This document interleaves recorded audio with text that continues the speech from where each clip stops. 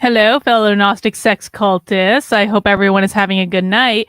Well, we're doing another late night stream. I have a feeling that for a little while we're actually going to be doing a lot of streaming at night, just because, to be honest, there's so much going on with the protesting that there's just going to be a lot to cover. And listen, man, like, I'm actually really committed to this. I want to be one of the primary places that is doing nuanced coverage of these protests, because I think this is going to be going on for a while. I do not think that this is going to stop anytime soon. And so if we have to do late night streams, we have to do late night streams, because we also have to keep up with other stuff as well that's going on. And that's just the way it goes, man. That's just the way it goes. Now, there was a question in the chat from SB before I came on, and he's asking it to everyone else and not to me, but I'm going to answer it because it is actually a good question. So what happens when the left is talking about personal property versus private property? Here's what you need to understand. They're trying to play word games. Like, you're not wrong that they're trying to play word games, but like, what the left is saying is, we don't want to take your stuff. We don't want to take your iPhone and your computers. Those are personal property. We only want to take private property. That's not your stuff. That's private property. And they're always really vague about it. But what you need to understand is that when the left says private property, which they want to abolish because they define capitalism as private property ownership, I literally have them on video defining private property as the following: your home, your land, your apartment rentals, where you're like a landlord or an Airbnb host or something like that, your intellectual property, your parental rights are considered to be private property, and your individual liberties are considered to be private property. So the left can play these games where they're trying to make you seem like, we don't want to take your stuff, we just want to take private property. Well, they're talking about your ability to own a home. They're talking about your parental rights. They're talking about your individual liberties. So no, do I think the left is coming after your iPhone? No. But they are coming after your ability to own a home, to own land, to own a business, to own intellectual property, to own an apartment rental, to have parental rights, and to have individual liberties. So that's how you answer them. Like, I know how you define private property, mother effer. Here are the definitions. So there you go. But it is a good question. And I do appreciate you asking if this is right, Joseph. Your very being is private property under the left. Remember, guys, the left doesn't believe in individualism. The left defines individualism and meritocracy as an attribute of white supremacist culture. We know that because they made a whole museum display about it. So if individualism it goes against their belief system, they want to abolish individualism. They want to rule you. You existing, you being an independent person, you being able to think for yourself, you being able to make your own decisions, regardless of how the collective feels about it. That's a form of private property, according to the left. So that is what they mean. As I was saying, Mock Girl, I quite literally have socialists on video saying every single one of those things. It doesn't matter. Like, you guys got to stop making this more difficult.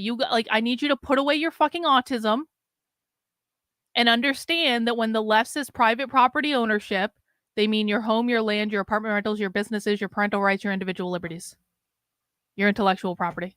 I almost got all of them. That's what they mean.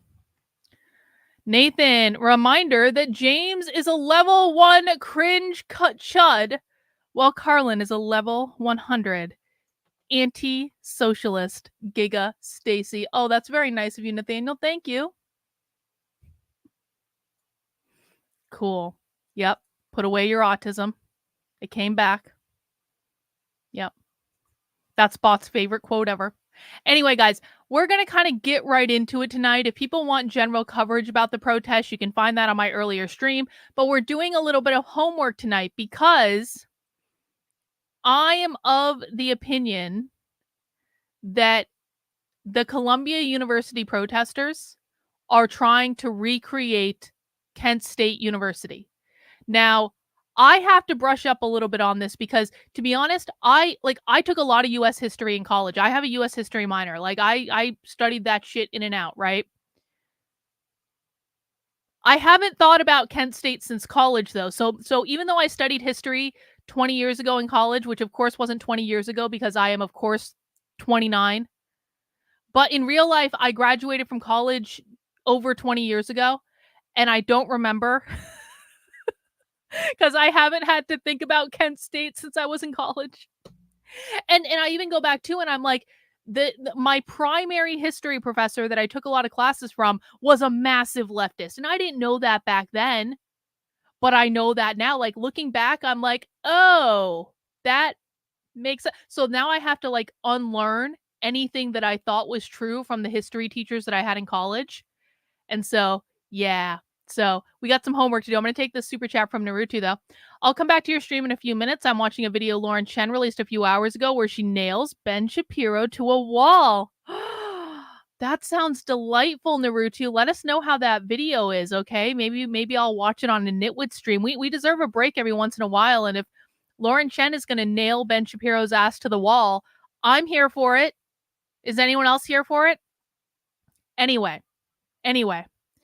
Is Kent State where Kent State? No, not Kent State. K-E-N-T, Kent State. So for those of you, and I actually had to explain this to my husband earlier, because my husband's from Ukraine, and so he sometimes doesn't know American things, but it was a good history lesson for him. At Kent State University in the 1970s, okay, so in the late 60s, there were mass university protests about Vietnam and our involvement in Vietnam. And those were going on for a long time, and I would say that they were probably right. But one of the things that happened is at Kent State University on May 4th, which, by the way, May 4th is like a week and a half away. On May 4th, and this was in Ohio, essentially the National Guard got called on the student protesters, and they ended up shooting into a crowd, and 4 student protesters ended up dying. So when I say that the Columbia University students are trying to recreate Kent State, what I mean is the Columbia University students want there to be violence. They want there to be violence.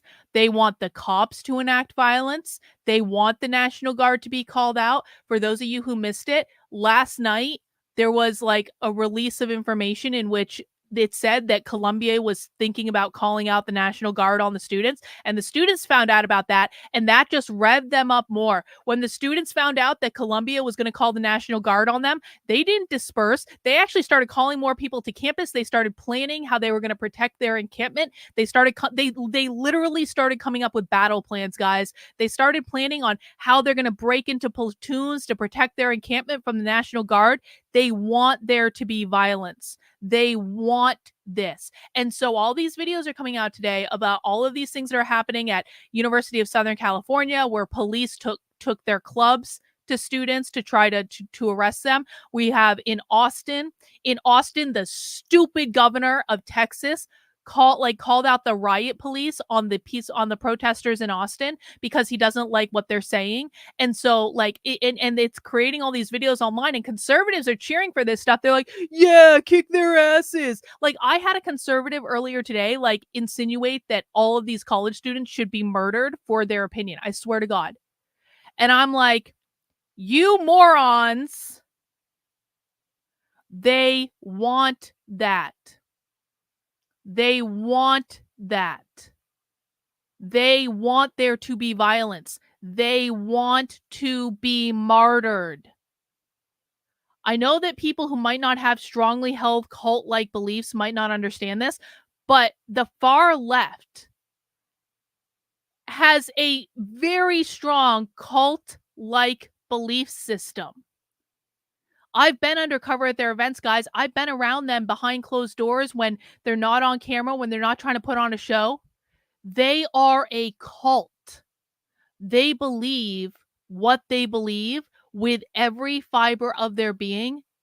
And there are more than enough of them that are willing to be arrested for what they believe in. They're willing to be injured for what they believe in. They're willing to get the shit kicked out of them on live TV for what they believe in. And yes, some of them, though probably not all of them, but enough, are very literally willing to die for their cause.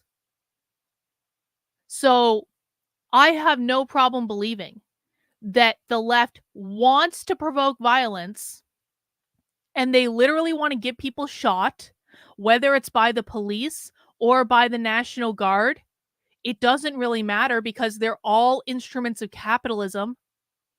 They want this to happen because the minute, if this happens, if one person at one of these college protests manages to get shot,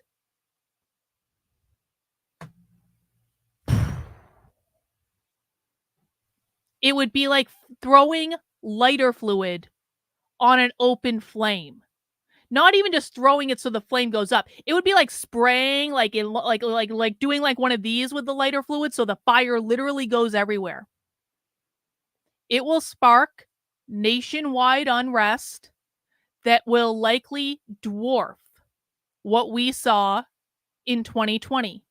And this is not a joke. And people can joke about, they don't mind seeing the protesters get beat up for speech they don't like, which, by the way, is really effing hypocritical, because I was there on January 6th when I was just peacefully protesting, like in a crowd of peaceful protesters. And then all of a sudden, like, I'm having an FBI interview.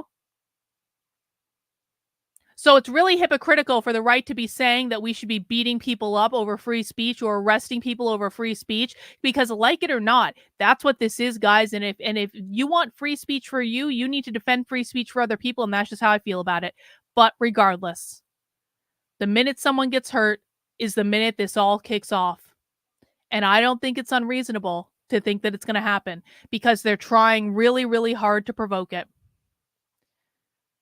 Yep. It's all about anti-capitalism. The left doesn't care about whether or not someone's Jewish. This is not about anti-Semitism. For the left, Israel represents the settler colonizers, the capitalist settler colonizers who colonized Palestine. Colonization means imposing the oppressive force of capitalism, oppressive, not impressive, oppressive force of capitalism on indigenous land. So in this case, that's what Israel represents. Attacks on Israel, critique of Israel, is critique against capitalism.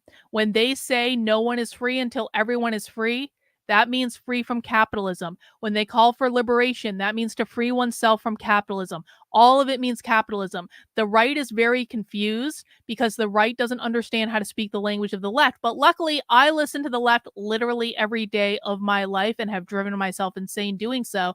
And so I understand what the left is saying, and my audience understands what the left is saying. And it has nothing to do with Jewish anything. There are Jewish college students on the encampments. That's just reality. They're holding Shabbat dinner on the encampments. That's just reality. So, yeah, it's all about anti-capitalism. Hang on, I have a couple super chats, and thank you guys for the support. I appreciate it. Naruto says, I really hope no one does anything stupid on Star Wars Day. Yeah. We'll see. May 1st is another day. People need to watch out on May 1st. That's May Day. Marxism is a secular religion. Well, yeah, I don't disagree with that. Tolkien fan, thank you for the super chat. How does someone get so involved in a cult they would be willing to die for their protest or cause? It doesn't make any logical sense to me. Can you elaborate? I mean, it's a great question. I haven't studied cults enough to really, I think, have a good answer, but I'll give you my opinion about the left. Once someone gets, well, I mean, first of all, we just need to acknowledge that this happens. We need to acknowledge that smart people can get sucked into cults. It's happened a million times before. Not everyone who's in a cult is stupid, right? Smart people can get sucked into cults too. And I think that, we have multiple examples of cults that were very like Heaven's Gate. Heaven's Gate died for their beliefs. We watched a documentary about Jonestown last week. Jonestown was 1,000 people who literally sold all their possessions to move to a commune in South America and eventually killed themselves because the leader told them to. Like, so we know this is a thing, right? But why does it happen? Well, I mean, with the left, first of all, they've been the current college students today have been indoctrinated into a far left mindset since they were 5 years old. So in many respects, the left, the college students that you see protesting today are a victim of the cult. They've been indoctrinated into the cult in K through 12 schools since they were 5 years old. This is all they've ever known, guys. And so people really, like, if you are only raised with one belief system your entire life, and that's all your teachers have ever taught you, and your teachers are the people that you trust to teach you, right? And you have no reason not to trust them because everyone in your life has said, trust your teachers, trust your teachers, trust your teachers. Like, they've been through 12 years of public school.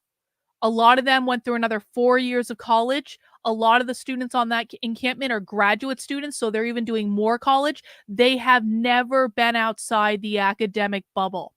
And that's not just true of Columbia. That's true of every college campus right now. And that's why I've been warning about this. That's why I keep trying to tell you guys that in 2008, 2009, 2010, equity departments started popping up in school districts all over the country. I have the documentation for it. This is when those departments were established. I'm the only person talking about this because I'm the only person with this documentation. But I did a massive research project where I went looking for equity department documentation in school districts all over the country. And I started finding all of this research around 2008, 2009, 2010 that was saying that is when the equity departments were established. When the equity departments were established in K through 12 schools, they integrated equity into the curriculum. They integrated equity into the teacher training. The result that we are seeing is the kids in college right now are the first ever group of K through 12 graduates in American history that have been entirely educated in equity since kindergarten. This did not start with Obama. I see someone saying Obama in the chat. This didn't start with Obama.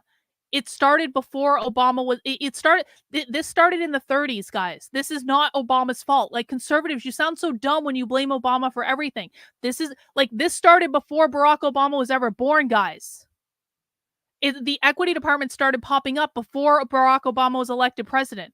He didn't get elected president until the end of 2008. He didn't get inaugurated until the beginning of 2009. They were already doing it under Bush. Anyway, the kids that are in college now are the first kids in American history that have been entirely educated in school systems that were entrenched with equity from the time they were 5 years old. Equity is another word for Marxism. You cannot have equity and capitalism in the same place at the same time.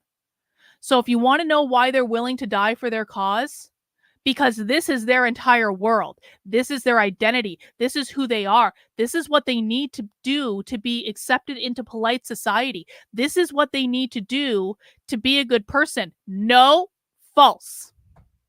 This is WEF bullshit, guys.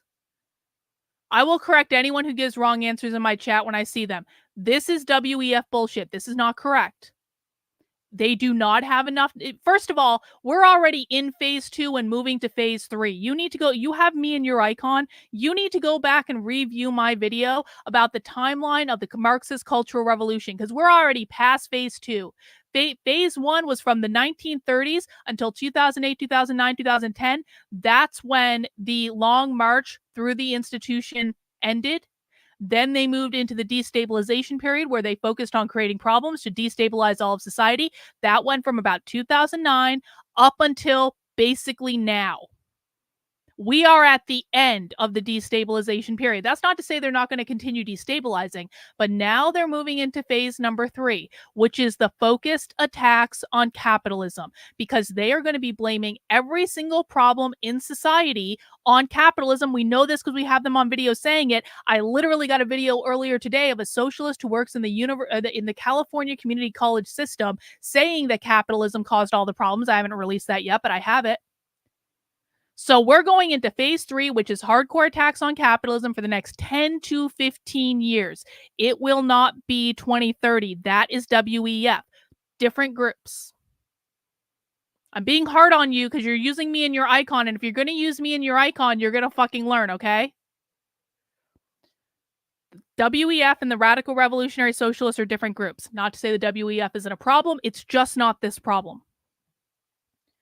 So the attacks on capitalism are going to be about 10 to 15 years. There is a logic to that timeline. I explain it in other videos I've done and pieces I've written about it. And after that, it's the violent revolution will start at the very end, because the real violence is not going to start until the very end. And then we get Marxism, baby, and it's probably going to happen in all of our lifetimes. Get ready for it. And if you want to find my art, oh, that's not the right banner. That one. If you want to find out more about that, I do actually have an article up on my Substack, Carlyn, KARLYN.substack.com, in which I lay everything out. I explain all my logic. I have videos on the channel about it too, so you guys can check it out there. I think I got another super chat. Religions love their martyrs. Yes, they do. And then Rottweiler says, what we also have to understand is that this comes from at least 6 generations of Marxist teachers since 1926. Those beliefs weren't born in a vacuum. Yeah. I mean, I think it's a little bit less, because I think it took them time to take over the colleges, and it took them time to take over all the teacher education colleges, and then it took them time to take over the public schools. So I peg it as around 3 generations of Marxist teachers. But that's still significant. So, I mean, maybe it's almost an immaterial difference, because they own the public schools. They own them. All right. Let's get started. So We are going to be watching tonight, guys. Oh, by the way, I'm not the only one who thinks that the right is being provoked into doing something stupid. Luke also thinks so. Luke is like the only other person that I've been seeing posting that this is like they're trying to provoke you guys. So shout out Luke. I'm friends with him on Facebook for reasons I don't really understand, but he friended me. I didn't friend him, and then I've never actually talked to the guy. I don't really know that much about him, but I know I'm friends with him on Facebook, and I know people tell me I should talk to him. I don't really know what to say because I don't really know who he is, but I do know that I agree with his post that says this is absolutely idiotic behavior by the state that's only going to promote more of these protests. Yes, Luke is correct. This is absolutely idiotic behavior. So shout out Luke. Well, I don't know him. He walked by my booth at PorkFest last year, and I kind of waved at him, and he kind of waved at me, and then that was it. Like, it's the only time I've been around him. Anyway, we are going to be watching a documentary about Kent State because I need to brush up on Kent State. Now, if you're here, I assume you also need to brush up on Kent State, so welcome. Please make sure you mount the like button for me if you have not already. Please make sure you subscribe on whatever platform you're watching on, but whether that be YouTube or Rumble. Rumble's working again. It wasn't working earlier. It's working now. Or I'm streaming on X as well. Please make sure you follow me or subscribe on whatever platform you're watching on. I normally stream Monday through Friday at 5 p.m., Saturdays at 6, but we do some late night streams too sometimes. Again, I don't know Luke. I can't invite myself on his show. I don't even know what his show's about, and I don't know him. I mean, I don't know what to tell you, man. I'll tell you what, human centipede. Tell him to reach out to me.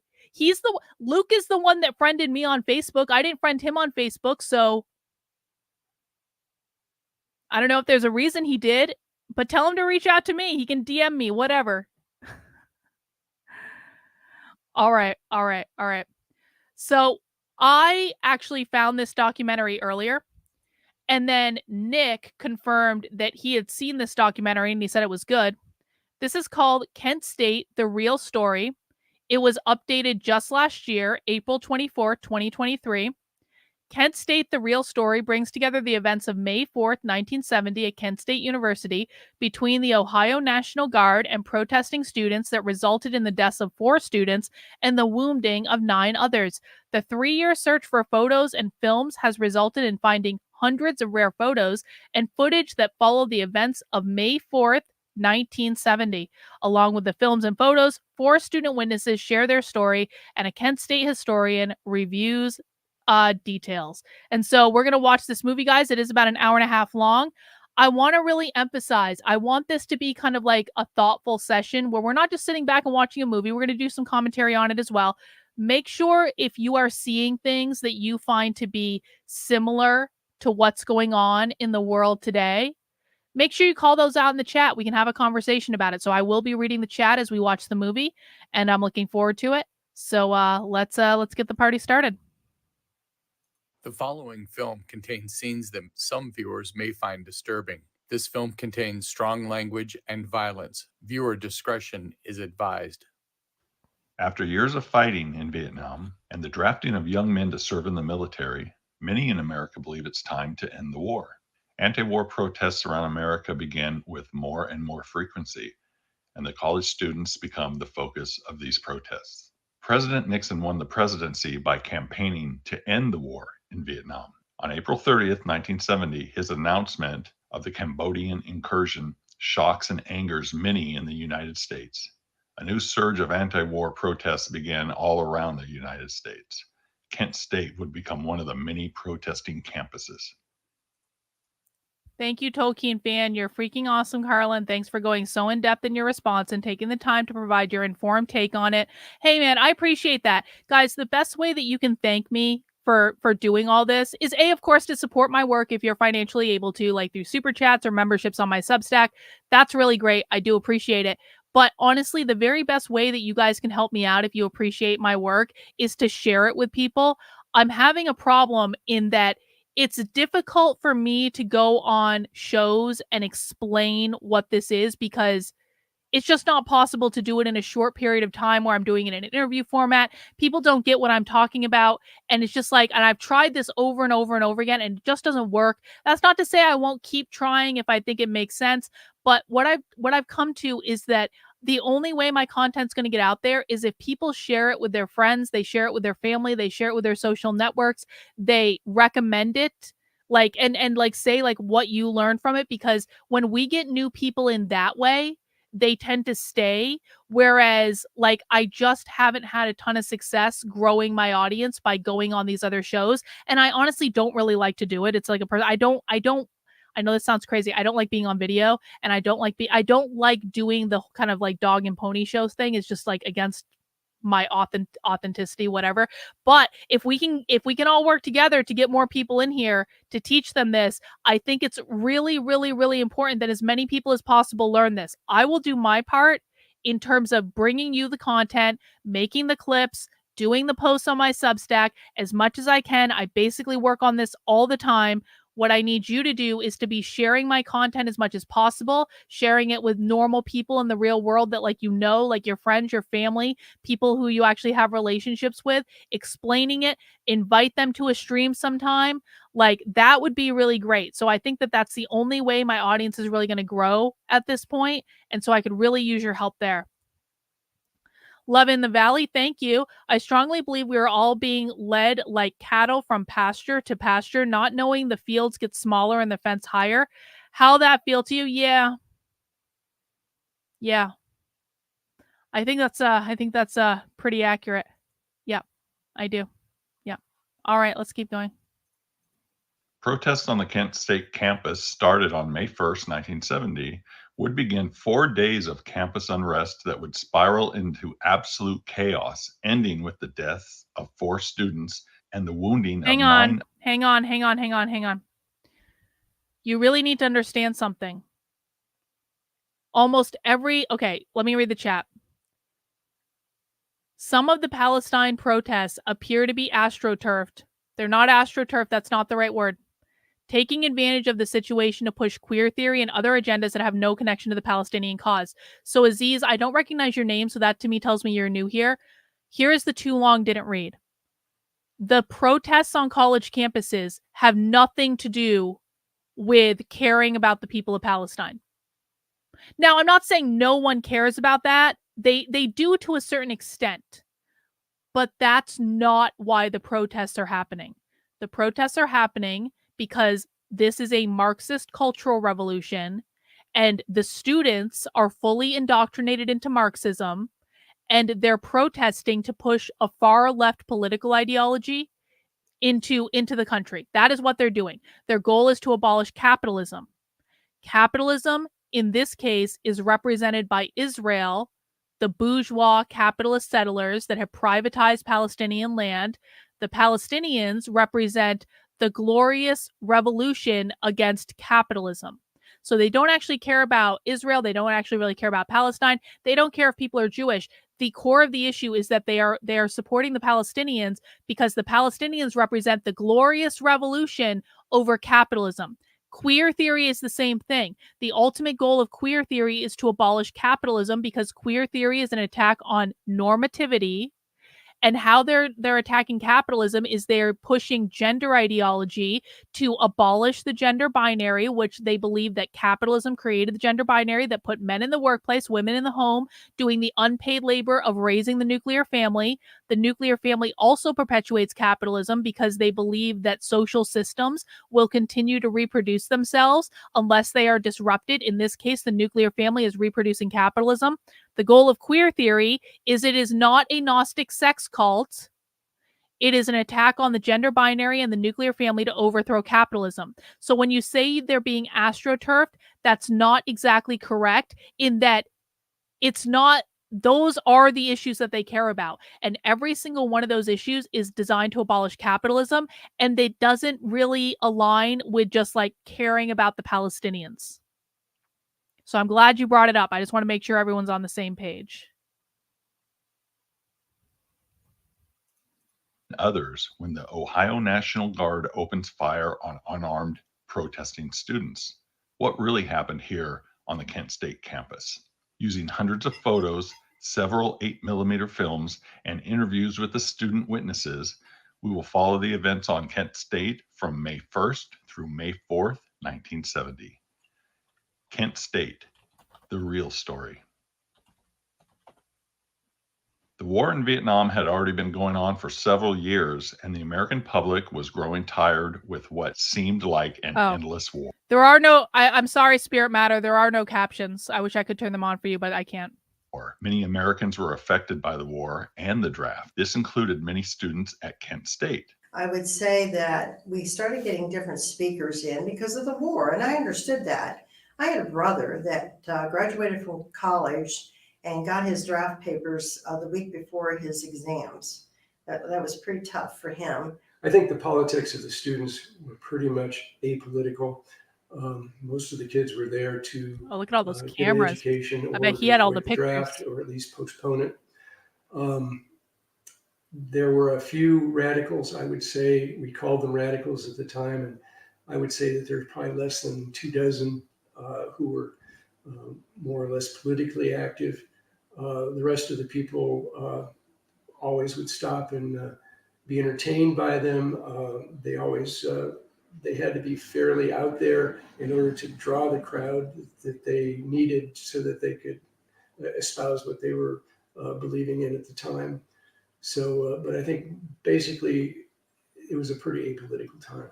Protests on the Kent State campus are becoming more and more frequent, but still only have a small following. In the fall of 1968, the Black United Students, or BUS, and supporting students protested the arrival of the Oakland, California Police Department on campus with a sit-in.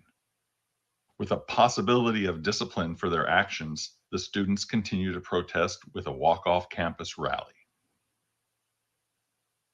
In the spring of 1969, students attempt to enter the Kent State University administration's building with a list of demands they want enacted. This resulted in several of the students being arrested. Disciplinary hearings were set up for those individuals involved in the administration building protests.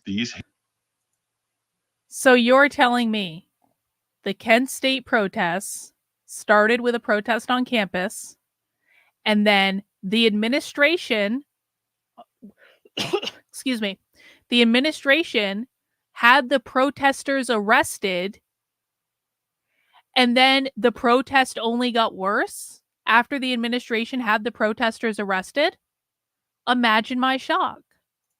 Hearings were interrupted when student protesters attempted to take over the music and speech building, the location of the hearings. This led to the arrests of over 60 students for their actions on campus.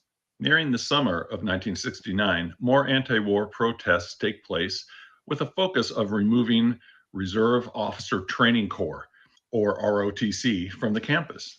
When the students return to the campus in the fall of 1969, the protests will begin to grow in size and move out into the streets of Kent, Ohio. It wasn't a huge protest as much as it was to let people know that there was a voice against the war. It wasn't like so strong that like some of the other schools were very violent and very strong. This was a very organized, well thought out plan.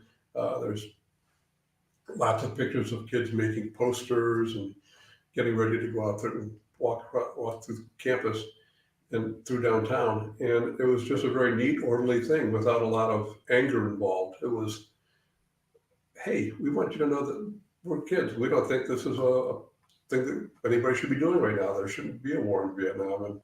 During these protests in 1969 in downtown Kent, Ohio, Allison Krauss is seen out front holding a protest banner. Peaceful protests continue in 1969 and into 1970 when Jerry Rubin arrives on campus.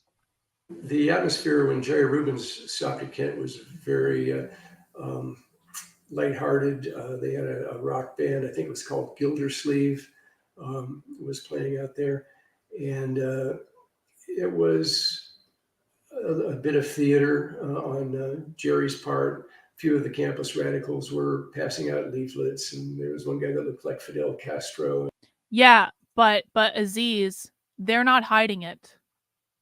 You guys just think they're hiding it because it's being explained to you incorrectly by people who are not listening to them. So I understand this. Again, I understand why you think this, but the fact of the matter is we are seeing a grassroots effort, and I've been seeing a lot of conservatives over the past couple of days saying these are all paid protesters. No, they're not.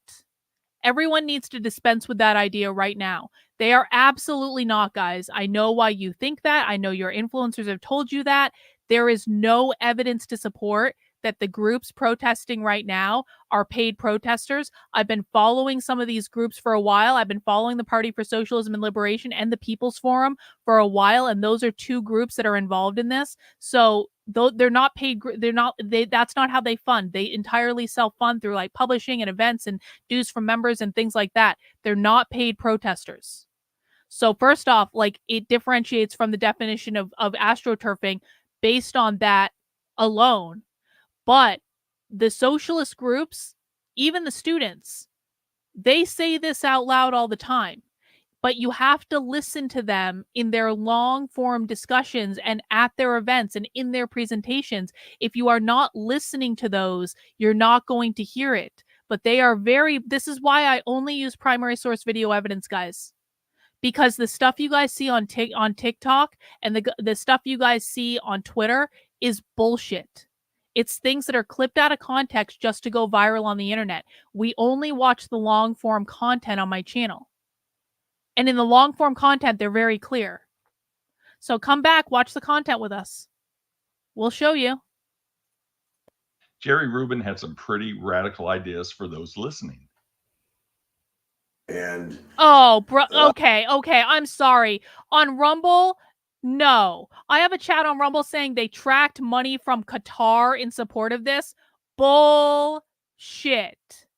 Show me a primary source receipt that's not in some conservative bullshit rag.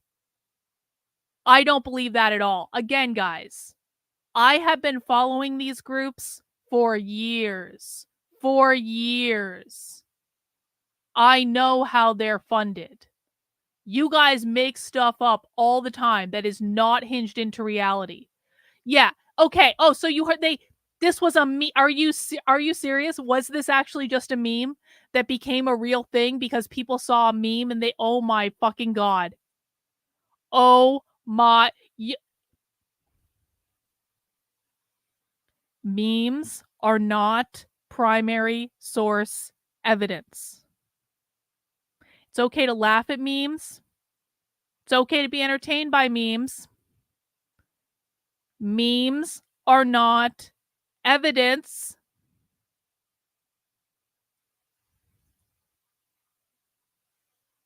I don't even... Okay, let's just keep going. Okay.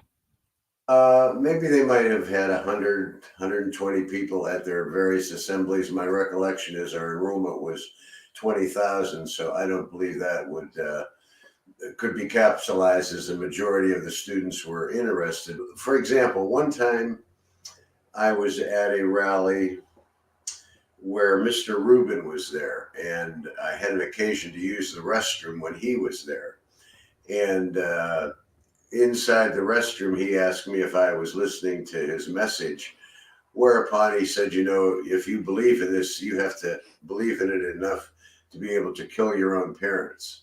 Well, I told him where to shove it. I mean, I would assume that 99.9% of all the students reacted. If you believe in this, you have to believe in it enough to kill your own parents.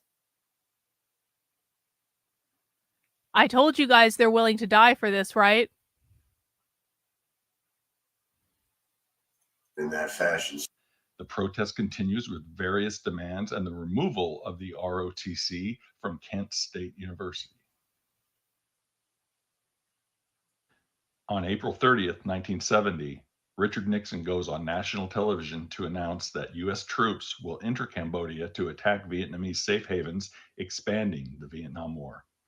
Known as the Cambodia incursion, this sparks outrage with many Americans.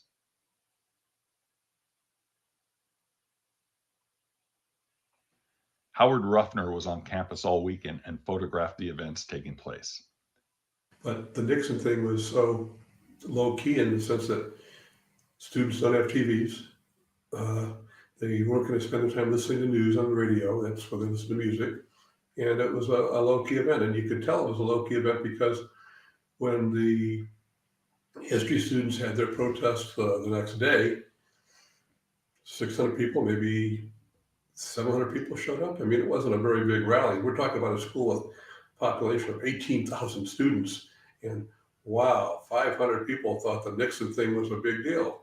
Or at least they thought they had nothing else to do. They'd go down and listen to the history students talk about what Nixon did and how he had fractured and broken the Constitution, and we should no longer trust him. It was a choreographed event in the sense that they made sure there were history students there. They made sure that there was a female there. They made sure that there was a black person there. And they made sure that there was somebody there who was against what they were doing. But I think it was just a very, very well rehearsed thing. Not that that's bad, because they wanted to put a point across about the importance of the Constitution and how the president was just not following constitutional norms. And as the lunch period was coming to an end, which would be around 1 o'clock, people started leaving. And they knew they couldn't say, come back tomorrow, like a regular university, because Kent's a commuter school and a lot of kids go home. So Steve Sharrow said, or one of them said, it might not have been Steve, let's continue this discussion on Monday at noon, and we'll talk more about what Nixon did and how it's wrong, and we will continue this discussion at noon, knowing that no one else is going to be around the weekend or anywhere. So that's what they did. They thought they could just continue the whole thing on Monday at noon. After the history students protested the burying of the Constitution, the Black United Students, known as BUS, held a meeting with its members. Speakers urged its members to avoid demonstrations and protests on campus, fearing that they would be accused of starting the unrest. The evening of May 1st was one of the first warm nights of spring. The bars in town were filled, but around 11 p.m., the mood changed. Store windows were broken, graffiti, and a fire was set in the middle of the street. Police in riot gear using tear gas finally ended the disturbance at approximately 2:30 a.m. when most of the students returned to campus. Mayor Leroy Satrum, worried about the events, called the governor's office inquiring about the National Guard.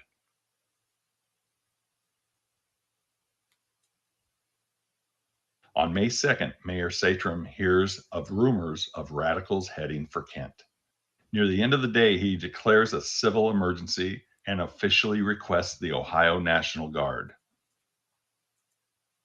So there have been reports today from 2 locations in Florida. I heard about it happening in Tampa, and I heard about it happening at the University of Florida. Hold that thought. Just DM'd you the Lauren Chen video. It was great. Hey, thanks, Naruto. I appreciate that. So back in November, well, actually, let me go prior to that. In September, I went undercover at the Socialism 2023 conference. You guys know about that. We've talked about that a lot. If you don't know about it, I went undercover at a socialism conference. At that socialism conference, I heard in multiple sessions, and these are 400 of the most hardcore socialist activists in the country. At that conference, I heard in multiple sessions that they were setting up offices in Florida. They wanted to riot in Florida. They wanted to protest in Florida. They were organizing in Florida. When teachers really start getting fired by Ron DeSantis, they already had plans to fly people into Florida. Essentially, the far left was all teed up. There was a whole session there was a specific session. No, there were 2 specific sessions just about Florida. And so when I came out of that conference, I was like, the next summer of love is going to be in Florida. I'm sorry. Like, this is just factual. They're all teed up about Florida. They're talking about it all the time. They're obsessed with it. They hate Ron DeSantis. The next summer of love is going to be in Florida. This was back in September. And I was told, no, Carlin, that'll never happen. I was like, all right, well, we'll see, won't we? Then in November, We watched a video on Socialism Saturday from the Party of Socialism and Liberation, who are involved with the Columbia protests, called, what was it called?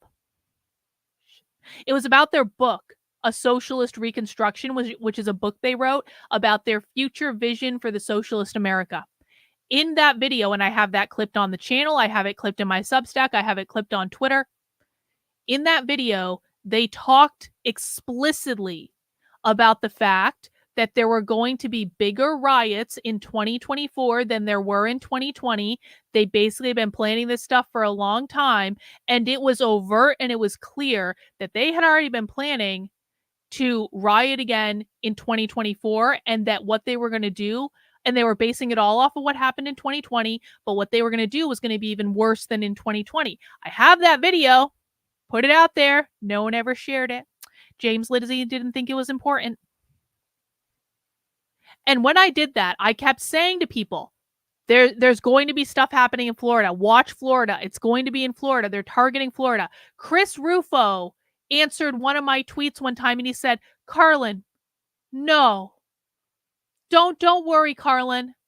In Florida, we passed a law that says that if a protester is in the street, then you can hit them with your car. And so no one would dare come to Florida. And I said, Chris, are you honestly telling me that your big plan to stop the protest is to hit them with your car, which will inevitably be caught on camera and put all over the news? That's good. Okay. But let's set that aside for a moment. I was told up and down by conservatives, Carlin, the left would never dare protest in Florida. It'll never happen. And I was like, well, I guess we're going to see, aren't we? And then today, protests start springing up in Florida, in Tampa, and at the University of Florida. And I've been pointing this out. I was like, oh, conservatives, you told me, in fact, you were sure that this would never happen in Florida, but here we are, protests in Florida. And they say, no, Carlin, it's okay. They're not going to grow. They're not going to grow. It's just a couple of people. They're not going to grow. And then I said to them, I was like, when Ron DeSantis tries to stop the protests, which you know Ron DeSantis is going to do, that's when it's going to get worse. And you absolutely know that Ron DeSantis is going to want to be the governor in which that runs the state. Yes, Judy, I can show primary sources for every single thing. Absolutely. In fact, Reagan, Judy, if you scroll up, there is the link with the video of the tweet with the video that I was just talking about. So yes, I can provide primary sources for every single thing that I say. I'm positing right now what I think is going to happen. I think Ron DeSantis is going to either declare a state of emergency. Well, he could do both. He's going to declare a state of emergency, and then he's going to call out the Florida National Guard. Is it out of the realm of possibility that Ron DeSantis wants to appear like the big tough man, the only governor in America that can stop these protests because no one would dare protest in Florida? Is it that out of the realm of possibility to say that Ron DeSantis would very early on in protests in Florida call out the National Guard? Am I making stuff up here? Maybe I'm becoming a conspiracy theorist, but I think it's extremely possible. Well, this is exactly the point. Calling out the National Guard is going bigly, isn't it? So I'm just saying that if this all kicks off in Florida and Ron DeSantis is the one that causes it because he calls out the National Guard and someone ends up getting shot and that sparks a nationwide set of protests, when I've been saying this was going to happen in Florida since September, I'm just saying that when that happens, all of you owe me $2 super chats. I expect everyone to be paying up. And I don't care if it's for a gruesome reason. Right is right. And I was saying this for a long time, and I've taken a metric ton of grief for it. So if someone gets shot in Florida, we're going to be very sad for them. We're going to mourn their loss and all that. But then you're all paying me the $2 super chats that you owe me. Okay? Ohio Governor James Rhodes Oh, hang on. I think I may have got a super chat. Hang on. Oh, no, I didn't. Never mind. My bad. orders the National Guard from the trucking strike in Akron to Kent, Ohio. Late in the afternoon of May 2nd, rumors begin to spread on campus that something is about to happen at the ROTC building. And as it got darker, people just migrated toward the ROTC building. And I don't think it wasn't a line of people protesting. It was like from different parts of the campus, people started migrating toward the ROTC building, either because they heard something might happen there, or maybe because they were the ones who were going to do something there. But it was not the kind of thing that was, maybe depending on where you were standing, but where I was, I didn't see a mass movement of any kind. It just kind of happened. At roughly 7:45 p.m., a crowd near the Victory Bell begins to chant, "Down with ROTC." They then start marching around the campus, gathering more students. At approximately 8:30, the crowd returns to the ROTC building. They begin breaking windows with rocks and throwing flares inside to ignite the structure. No police are in sight or attempting to stop what is currently happening. At 8:50, the fire department arrives, but immediately trouble begins. The hoses are slashed with knives and machetes. Some in the crowd begin throwing. Hang on. I've got someone complaining on Rumble about my tone, and so I'm going to take a point of personal privilege and address this. I think this could be good information, but I can't get over her personality. Acts like we're stupid kindergarteners, acts like she knows everything, and is so mad no one wants to pay. Have I given any impression tonight that I'm mad that no one wants to pay? Because I don't think I've actually given that impression. Haha. Ironically, yeah. But the bigger issue is this, conservative snowflakes over on Rumble. If you cannot handle my tone, you are going to be absolutely useless when it comes to beating the left. I promise you, the left doesn't care about your feelings, conservatives. They really don't care. Unlike me, the left will give two shits if you learn this material or not. The left doesn't want you anywhere near them, bro. Like the left doesn't want you guys seeing this stuff at all. And so the left isn't gonna coddle you. The left is going to take you by surprise, take everything you fucking own, take your children from you, and they're gonna smile in your face the entire time and laugh when you kneel down on the floor and beg them not to and start crying. You think my tone is a problem? You think my tone is a problem?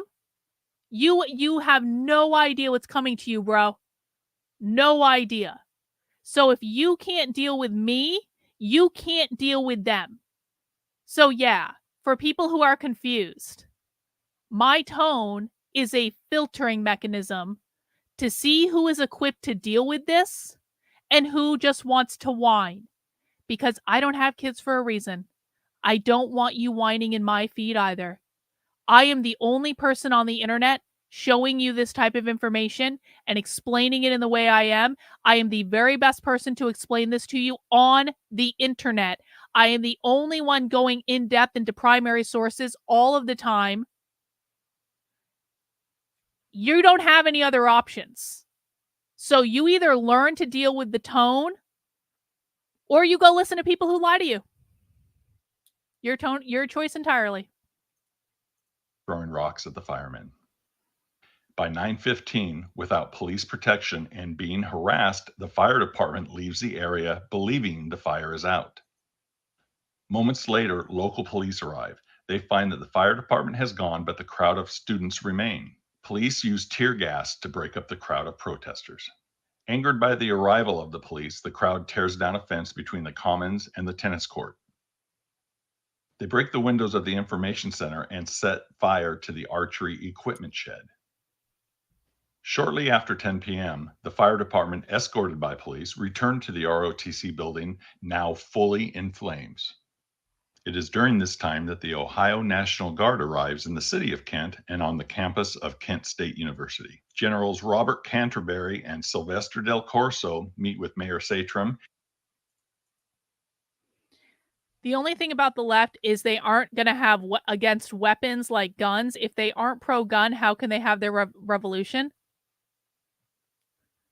There are socialist gun clubs that specifically train for the revolution. I watched one of the first episodes of Socialism Saturday I ever watched was they were talking about stockpiling guns for their revolution. Socialists buy guns. Socialists train on guns. In Texas, when they're protesting, socialists show up with AR-15s. Socialists own guns. They're only anti you having a gun. They're not anti-gun. Hearing that the fire hoses were cut earlier in the night, Del Corso issues the command to shoot any rioter that cuts a fire hose. The Ohio National Guardsmen move out and take up strategic points to keep students from entering the town of Kent and from moving around the campus. Rumors that the library and that Kent State President White's home were to be set on fire only added more restrictions on movement. The National Guard formed a skirmish line and began moving students from the area. Using bullhorns, they ordered the students to return to their dorms or face arrest.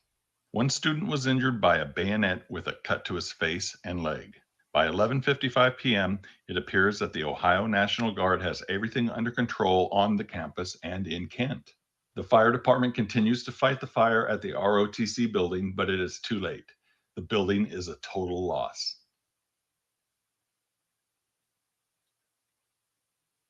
Sunday morning, May 3rd, 1970, the ROTC building on Kent State campus has been burned to the ground, a pile of ashes.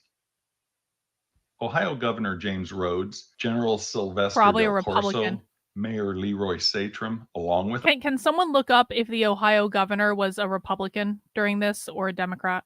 others, inspect the damage. The National Guardsmen take up strategic positions around the area. Rhodes, Del Corso, Satram, and others later hold a Thank press you. conference at the firehouse. Governor, what size organization do you think that you're up against here? Well, I think that we're up against the strongest, well-trained, militant, revolutionary group that has ever assembled in America. And there has to be some way of getting some subsidy for these people to fight, and these people just move from one campus to the other and terrorize the community. They're worse than the brown shirts and the communist element and also the night riders and the vigilantes. They're the worst type of people that we harbor in America. And I want to say that they're not going to take over a campus. That any person throwing a rock, brick, or stone at a law enforcement agency or a sheriff, policeman, highway patrol, National Guard becomes a felony. He sounds We like are going to ask for an injunction. Greg Abbott.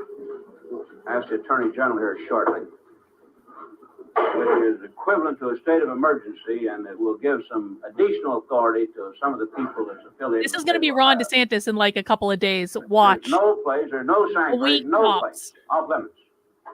And we're going to disperse crowds. We're going to help the mayor enforce the curfew. When will this injunction go into effect? Well, we're all trying. When Ron DeSantis makes his speech like this, we should do a side-by-side replay with what Ron DeSantis says and what this guy said back then. That'd be funny. To work on it right now. Elaborate on what this injunction is going to do that you're asking the Attorney General. Well, the injunction will give some more police powers to people we want here and be some plainclothes people too. Oh, plainclothes cops. Okay, great idea. Possible. These people causing the trouble are not all students at Kent State University. The members of the faculty inciting riot, they're just as guilty as the students carrying out the acts. What's that? Will there be classes? As far as I'm concerned, keep the university open. We'll keep it open for you. And I'll say 99% plus of the students at Kent State want it open. They're here for an education. General Del Corso. As the governor mentioned, it was very fortunate we had troops assembled here for another mission, and at the request of the mayor of Kent, we moved our forces in here, and we were able to Crazy. put a stop to this very quickly and contain the fire to the one building, provide security for the fire department, which was initially pelted by rocks. The fire hose were cut, and they were forced to evacuate the campus because of this, because they didn't have enough protection. And shortly after we arrived, which was less than half an hour or so later, security was put on the truck by armed troops, and they moved back in and contained the fire to the one building. And we have sufficient force in the area. We will apply whatever degree of force is necessary to provide protection for the lives of our citizens and his property. The National Guard given our full support. Anything that's necessary, like the Ohio law said, use any force that's necessary. Let me- To the point of shooting, we don't want to get into that, but the law says that we can, if it's necessary. The atmosphere has been set by political and military leaders at the press conference. By midday on the Kent campus, it is almost a carnival atmosphere with students and National Guardsmen interacting and completely relaxed. Regarding the presence of the Guard and the attitude toward the students toward the Guard and vice versa, it was very unreal because for students who were supposed to be against the war and against the military, everybody was very friendly. Matter of fact, friendly and nonchalant. I mean, but part of that came from parents, I believe, because I've heard some students talk about it, the fact that, because I would say, well, why the heck would your parents bring you back to a school that a building burned down and there's 2,000 National Guard on campus? Oh, they think it's safe now. So because the Guard is there, it's a safe place for my student to go because all the bad guys are gone and the students and the National Guard is going to take care of everybody. So I think there's a kind of like misdirected or misguided appearance of the National Guard is your best friend. They take care of all the bad guys, and you'll be safe on school now. I feel that's now that they're there, that's safer, and I think that's why you don't see. That's why there's pictures of the students playing in the Jeeps with the National Guard, or just walking by and having conversations and talking to them. Everybody thought, well, the National Guard's here, I'm safe.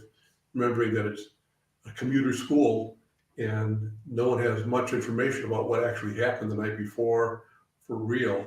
And Okay, so he's saying the attitude of the students towards the National Guard was, oh, good, the National Guard is here, I'm safe. That's very different than what it is today. What it is today is the students don't feel safe around the National Guard. The students don't feel safe around the police. They want all of that abolished. They don't want it to exist. And the students are actively trying to provoke them. So it's actually a worse situation today than it was back then. Carlin is right about Florida. I'm in Ohio and visited Kent many times. That psychic gift that keeps on giving us psychics endowed by our creator. It's kind of like reading time in the Matrix. Yeah. True. Thank you for your super chat. I do appreciate it. students just came back to school. I'm thinking things will be normal. On the afternoon of May 3rd, Allison Krauss placed a flower in the barrel of a National Guardsman's rifle. Her comment to him, "Flowers are better than bullets." With curfew time coming, people began to head back home, but traffic jams slowed the process. The question about what happened Sunday night that caused everything to go to chaos is a really powerful question, because it talks to one of the main problems at the university at the time, and that was that there was no communication. The ROTC building burned down, and you have a few people walking around with armbands now, handing out leaflets. But what was happening was people were getting to be told that there's curfews on campus, curfews off campus. And what people forget is we didn't have cell phones, we didn't have fax machines, we didn't have walkie-talkies, and there wasn't much news to listen to. And no one really knew what was happening because they were getting information from different sources. A friend would come in off the street and say, here's what I heard. You know, somebody else would say, here's what I heard. Oh, I got a bulletin that says we're supposed to have a curfew tonight. And then somebody says, well, the curfew's been changed. I mean, that was happening all night long. And all the students really wanted, especially the students who finally found a way to get off campus and get down to Water Street in the middle of the intersection, all they wanted was a human being from the school, the administration, to say, here's what's going on. The administration failed. They balked. They decided that... Yo, maybe Ron DeSantis isn't our fool after all, although he will behave foolishly. Shout out over on Twitter, front page of the New York Times, Mike Johnson invokes the possibility of using the National Guard in response to campus protests. Well, if Ron DeSantis wasn't going to be the useful idiot of the far left, and again, he still may be, they can both be useful idiots. I think Mike Johnson's probably a good bet too.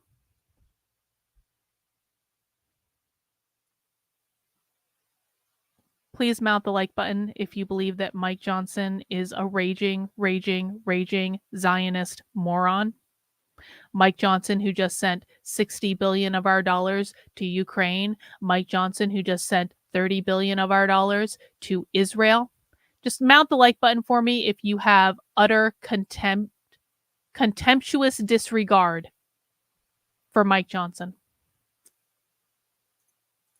The National Guard was in control, and pretty much that's evident. If you look at the photographs where the administration building is, there's not a policeman from the Kent State out front. There's 2 National Guard out there, guarding who goes in and goes out. They're not talking about administrators. So I think the administration just flat out failed. They just said, you know what, it's out of our hands, and let it go. And no one really had clear communication. I mean, at the Water Street intersection, which I was part of, I was at, students were told that there was one curfew. And then when the students got a little more demanding about wanting to hear somebody, another curfew was announced saying, hey, guess what? You've got 5 minutes to disperse this area. And they meant that. When I got back from New Jersey, my 2 roommates told me about burning the ROTC building down. I told them, well, let's go up on campus. And they go, well, you know, you can't do that. Well, I happen to have a Ohio National Guard press pass from the Boardman News that my father owned. And I encouraged my 2 roommates to come with me to go onto campus. Well, as we got out of our apartment, we had some guy, there was a helicopter above our apartment, was shining his light down, and, you know, we're off campus, you know, they don't have any authority over us. We sort of laughed it off. And we went up to campus, parked our car at Kent Roosevelt, I believe it's a high school, and walked across campus somewhere by what I remember as the education building. And I said to my 2 roommates, no problem, we'll get right past this. I'll just flash my press card. Well, we probably got 2 or 3 steps on campus and were ordered to leave. Whereupon I say, oh, no, here, I have my pass. That didn't matter too much. They physically picked us up and removed us from campus. And we went back to our apartment and went to the swimming pool area, possibly had a few drinks, watching the helicopters fly over us. At 11 p.m., the Ohio National Guard and police used tear gas to break up the crowd in the city. Chaos ensues, arrests are made, and a number of protesters are injured by bayonets as they run back towards the campus. Many take refuge in any building they can find and wait until Monday morning.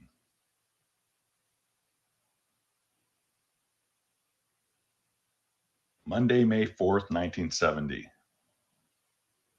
Many students have returned to the campus completely unaware of the events of the past few days. What they find is their campus filled with Ohio National Guard troops. Generals Del Corso and Canterbury, Mayor Satram, Kent State President Robert White, and others meet at the firehouse again to discuss how to handle the situation.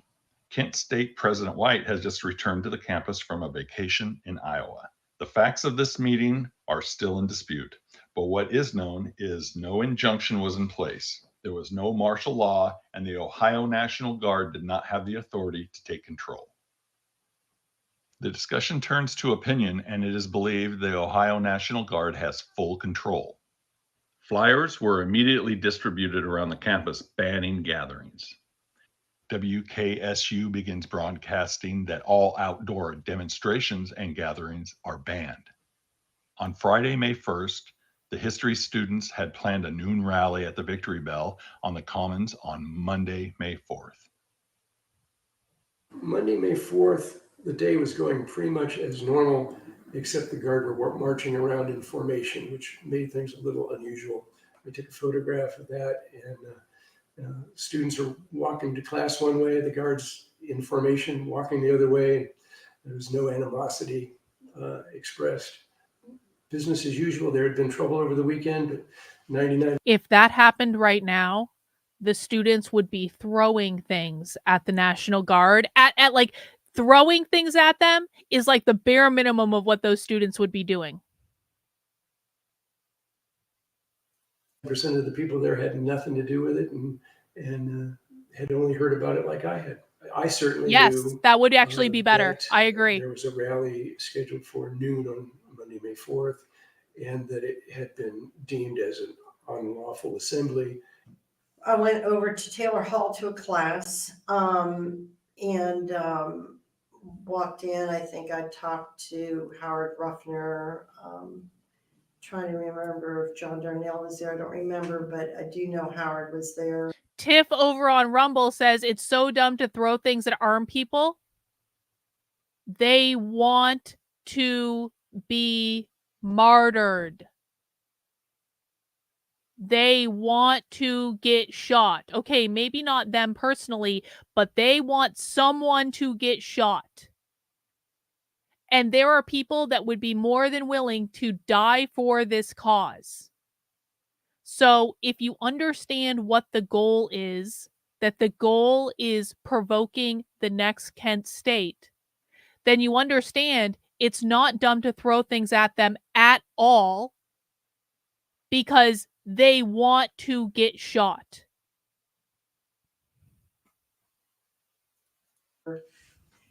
Well, it was a pretty busy time of the day because kids were getting out of class, kids were going to lunch, people were doing a lot of things that they normally do on a campus. And that area gets pretty busy because you've got dorms to the other one side of it. You've got Taylor Hall in the middle. Exactly. Got the Commons Revolutionary area, suicide. and Blanket Hill, and then you go on down and there's walkways that go on to the other buildings, and then the student center and what have you on that area. So it was a very busy pass-through place that kids walked all the time. And so it was nothing to see, 100 kids just walk through there at a time of day that this all was taking place. So that was not unusual. But I did hear that there was a protest. I was in Taylor Hall at the time. I believe it, John Fowler was in there loading up his camera. In those days we had film. And I had gone in and taken a couple rolls of film and put in my camera as well. So I started taking pictures. And for some reason, I felt uneasy. And a lot of students were walking through there. I knew there was a protest going to happen. And honestly, I can't tell you that there were that many students there for the protest. There were a good few handfuls of students. I don't know if it was 30. I don't know if it was 50. But it couldn't have been a whole lot of students because most of the students were walking. Yeah, we need to start calling this Gaza Floyd. Because that's what it is. They're trying to create another George Floyd incident. We thought it was going to be trans Floyd for a while, but then October 7th happened. Things changed. It's not going to be trans Floyd anymore. I mean, it still could be, I suppose, but that's not what they're going for anymore. Now they're going for Gaza Floyd. Through there. Now, as they were walking through, they stopped because the guards were coming up in that area, and then some of the protesters had, you could tell they were protesting. So a lot of this was stop and watch, stop and listen, stop and look. Let's see what's going on. And I got up early and I went to the Stater office. And we talked about the fact that we knew that there was supposed to be a rally there today at noon because one of the people from the history group said there would be a rally today. And that's when the Stater office got a phone call from Life magazine in Chicago, and they gave me the call because they knew I was a photographer who had been around all weekend. I was actually the only photographer who was around all weekend in the sense taking pictures. And I talked to them and they asked if I would take some photographs of anything that took place that day. And I said I would. And previously to this, I had actually met with Major Jones, who's one of the major players in this whole thing for who knows why, but he was a major player. And I had a signed press pass from him. And I maybe I did that because I was in the service. I felt, you know what, press pass isn't going to hurt me here, because if I have to go around and do things, it gives you a license, it gives you a way to be into things. And so I had this press pass, and they, Life magazine, asked me to take some pictures that morning, and anything that happened, and I agreed to do that. Well, my view is that sometime Sunday night, I believe, President White said that we could not gather. It was not permitted. I believe he had a conversation with Governor Rhodes, Portage County prosecutor by the name of Ronald Kane, both of whom, by the way, were up for re-election, and they declared, in effect, martial law. All the people that I knew, all my friends, we were just like regular students. We thought, well, you don't have a right to do this. We're paying tuition to be at Kent State, and you can't kick us off our own campus. So I had a class about 10 o'clock. I believe it was called off about 10:30 because it was at Taylor Hall and we had martial law. And so I had my camera with me because it was a journalism class, and I immediately went out, and as many of the students did, we went out to see what they were going to do, how they were going to disperse us. And it was sort of like a curiosity thing. Let's see what's going to happen here at the Commons. Monday morning, a normal school day, students are being dropped off by their parents. Some may be going directly to class. Some may be going to their dorm to get their books and change something or whatever. It's a normal class time event. People are going to cross. You've got 18,000 students going from dorms to administration buildings to teaching buildings, and they all need to be someplace. And some wanted to heard about the rally, so some were going to stop on the Commons where the Victory Bell was, and they kind of separated themselves out. By this point in time, after the weekend, there was a group of kids who were definitely quite upset that the National Guard had taken over the campus. The National Guard seemed to be running the show. The administration had kind of stepped back and said, we're out of this. And so I would say the main core of that group would be between 300 and 600 people on the closest to the Guard down by the Victory Bell. When I say close to the Guard, I mean 300 yards. And then behind them, that group were other students who.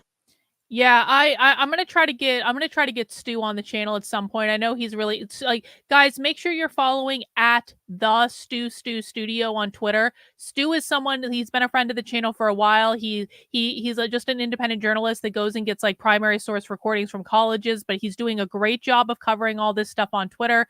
So make sure you follow him. I'm gonna try to get him on the channel to chat. But he's just really excellent coverage from Stu. Again, that's the Stu Studio. We were kind of like watching because they saw an angry group, and then they saw the National Guard still pretty far away. And they were the watchers. They were just kind of like hanging out, and some of the students had books in their hands. And at this point in time, I had decided I'm going to go down and take pictures. So I took pictures as I went down the hill from Taylor Hall to where the guard were. I went straight down the hill, and then I went to my left to the sidewalk that goes down between Taylor and Johnson Hall down to the student union at the time. And I actually showed my press pass to the guard and got behind their line. So I was able to do some photography before I got there and after I got behind the National Guard. At approximately 11:30, General Canterbury returns to the campus after the meeting with other officials at the Kent Firehouse, believing the Ohio National Guard is in full control. He sees the students gathering on the commons but does not perceive any threat, since it's a small group of students that have gathered. As classes begin to let out for the lunch hour and not fully understanding the student movements, Canterbury suddenly becomes concerned as with each minute that passes, more and more students are arriving on the commons. This photo by Howard Ruffner has two students that just stopped to see what was happening, Sandra Sandy Scheuer and William Schroeder. Howard's next photo has Jeff Miller, Marianne Vecchio, Steve Sharoff, and Dean Kaler. On Friday, the history students had called for the Monday, May 4th rally, but now everyone was just watching and waiting. It was decided that there would be no speakers at this rally, that there would be, that nobody wanted to be arrested, so there wasn't going to be any forerunner or frontman to it. But I believe that most of the people that were stopping by at noon were simply there to see what the small group down in front of the Victory Bell were going to pull off. At approximately 11:45, Canterbury, concerned that the number of students had grown so rapidly, holds a meeting to discuss dispersing the students from the area. There's a curfew on this campus, there's no rallies permitted, and you're not going to have a rally here. And by now, the crowd behind the initial crowd is a lot of students. I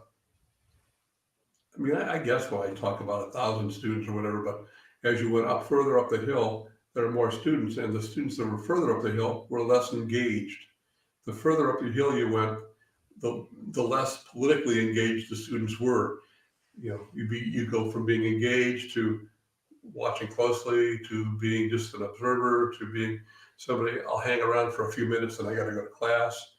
The balcony at Taylor Hall was filled with people who were just watching. This is a singled out crowd, the crowd at the bell. There was another crowd of 500 or 600 people behind the ropes at the ROTC building at the other end of the area. And there was one by the tennis courts, and there was one on the other side.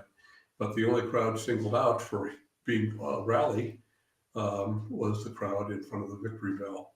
William McGuire's photo of students near the Victory Bell captures Allison Krauss walking in the area. Terry Norman is photographed watching and photographing students near the Victory Bell.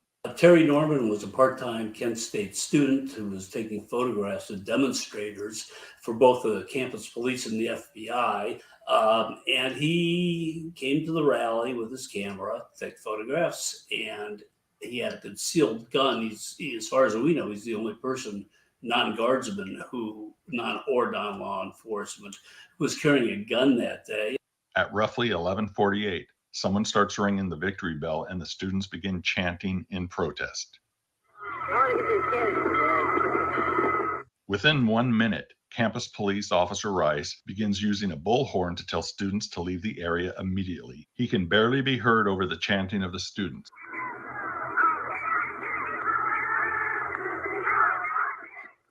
I decided to go out and try to find a position where I could see the guard and see the students in front of the Victory Bell.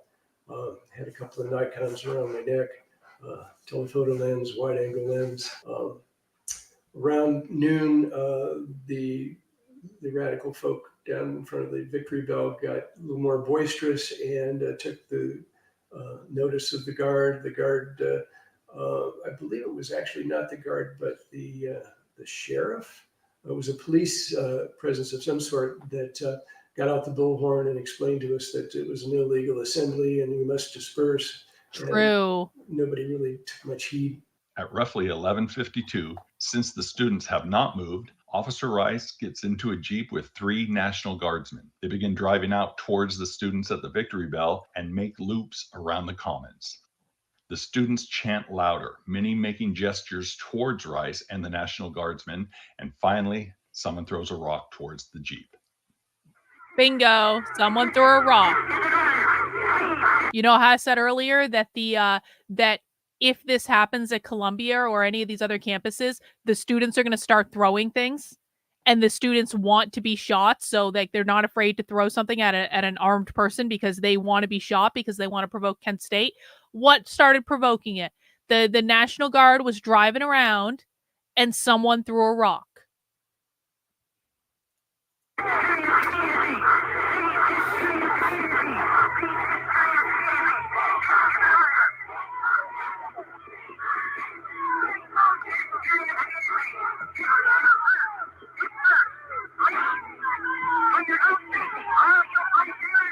Hang on.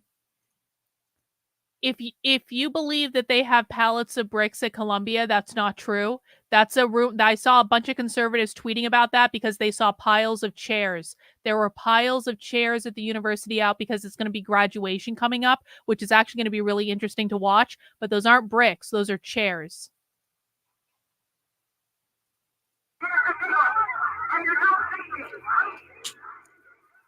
After 5 minutes of the Jeep driving around the Commons and seeing that students were not leaving the area and only getting louder, Major Harry Jones of the Ohio National Guard runs out onto the Commons to have the Jeep returned back to the ROTC area. Orders are given to use chemical agents to get the students to move from the area around the Victory Bell. And at approximately 11:57, Major Jones moves forward with several National Guardsmen to deploy tear gas. They begin deploying the gas, and many of the students begin running from the area. Many of these students had just stopped to watch what was happening as they were walking through campus and were not part of the protest. The wind reduces the effectiveness of the tear gas, and some students stop on Blanket Hill near Taylor Hall to watch and see what will happen next. Yep. Angered that the Ohio We have heard National that. Guard is on campus making the rules and that their peaceful protest has been broken up with the use of tear gas, other students run back into the Commons. They pick up the smoking tear gas containers and throw them back at the National Guardsmen. This goes on for a few minutes, and now more students join in throwing the tear gas back at the National Guard. It is obvious to General Canterbury that the students are not going to leave the area. While the tear gas is being deployed, more Ohio National Guard troops move into position and prepare to move the students from the area. There is a very brief pause in the deployment of tear gas as the students watch the newly arriving troops getting their gas masks on. Once the troops were ready, General Canterbury gives the orders to move out and push the students from the area. On the left flank is Charlie Company 145th Infantry. In command is Major Jones. In the center is G Group 107th Armored Cavalry Regiment. In command, Lieutenant Colonel Fassinger. And on the right is Alpha Company 145th Infantry with General Canterbury. Just before starting to move into the Commons, the National Guard began deploying tear gas again on the watching students. Terry Norman is spotted wearing a gas mask as he takes photos of students on the Commons. But something made me feel very uncomfortable when the guards got marching up towards the top of the hill next to Taylor Hall. And my dorm was right there. And I thought, I think I'll run over to the dorm and go up to third story. And on the corner of the dorms, we had study halls. In those days, we had a corner study hall. So I ran up to third story, and in the study hall, we had big glass windows, and then we had windows that you could roll out. So what I did was I rolled the one window out, I took the screen out, and I sat out from the window, and I put my legs out the window and hung onto the window, and I started taking pictures.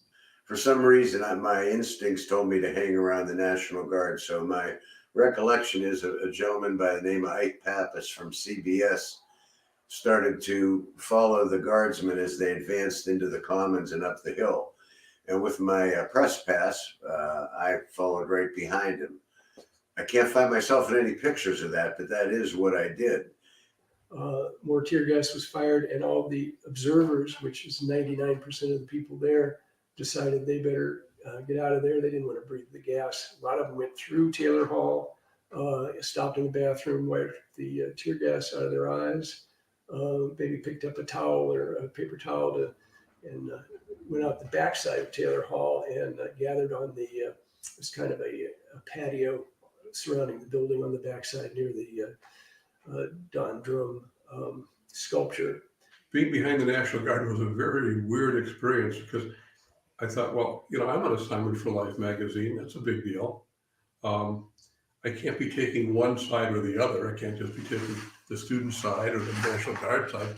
They've asked me to take events and take pictures of the whole event. So I'm down there now to taking pictures of, you know, guard lining up, guard with their gas masks on already. Also, their bayonets still purchased on top of their M1s. And thinking that, you know, I didn't think much was going to happen. I mean, just, you know, because it's lunchtime. And people are still wandering back and forth. And when it's lunchtime, sure, there are classes going on, but most of the students are deciding what I'm going to have for lunch. Breaking news. I'm looking, and I haven't listened to the video yet, but I'm looking at a tweet, and I trust the person tweeting it. So I just retweeted it on my Twitter if you want to see what it is. This is a video of someone giving a speech at Columbia, like right now, that looks like it was pulled off of like an Instagram Live. The person is saying, okay. Ty hands the mic back to lawyer Cody, who warns them that violence is coming for us in our struggle, and invites Columbia students to organize seriously and militantly for a different future in anticipation of the police action they are imminently expecting.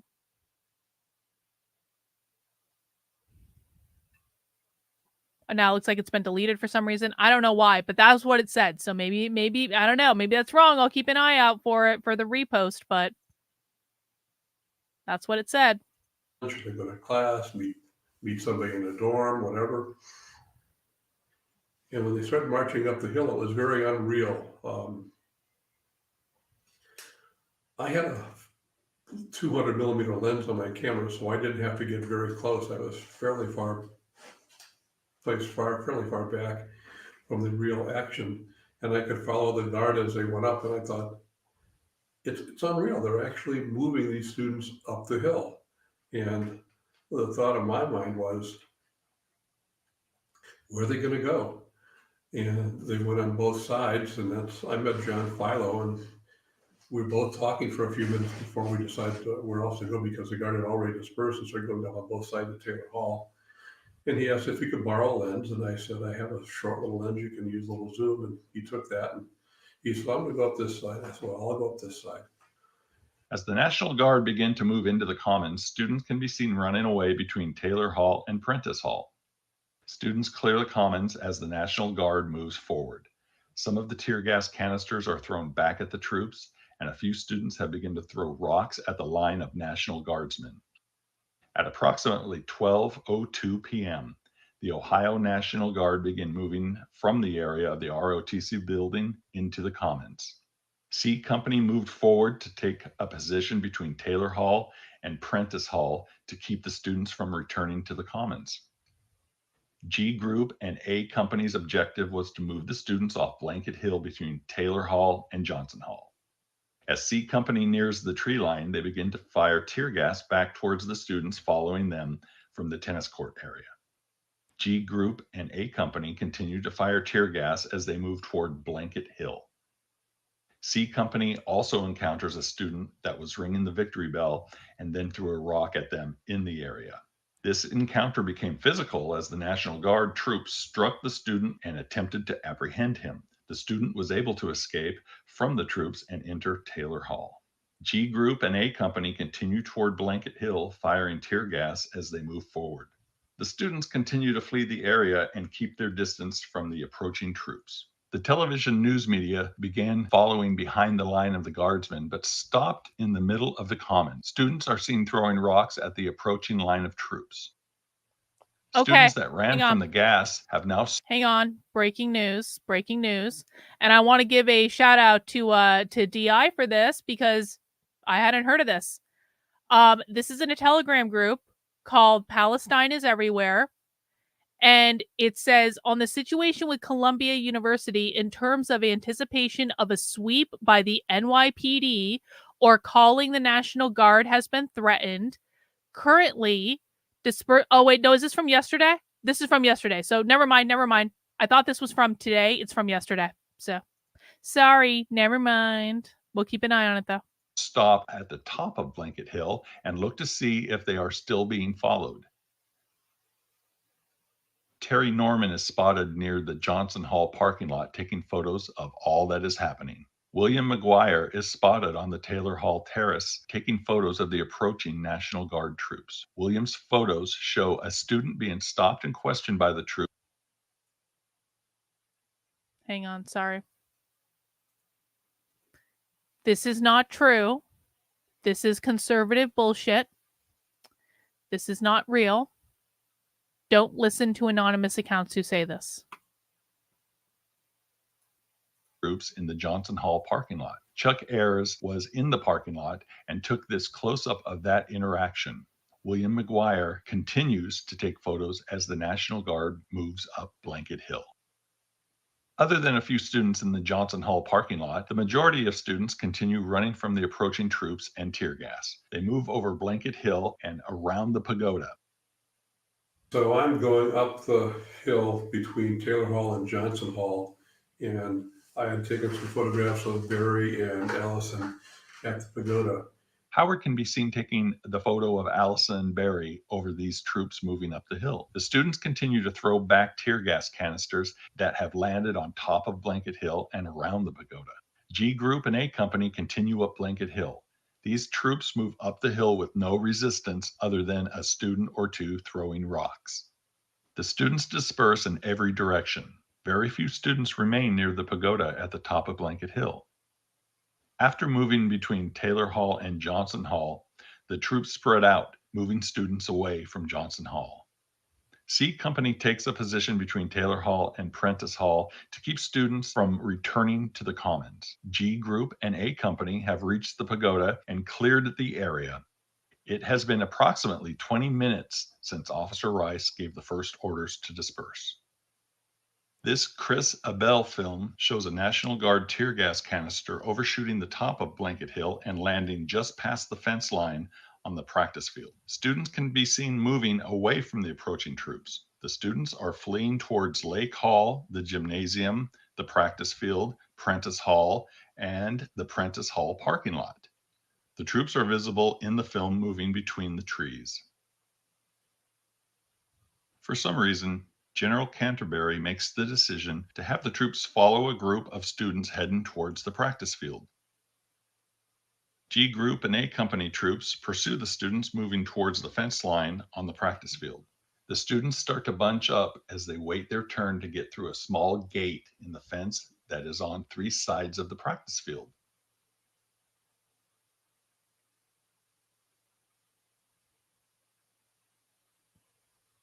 This group of students that stopped at the fence gate become the focus of the guardsmen. C Company holds its position and watches G Group and A Company move into the practice field. Hundreds of students have just rushed through the Prentice Hall parking lot out into Midway Road between Prentice Hall and Dunbar Hall.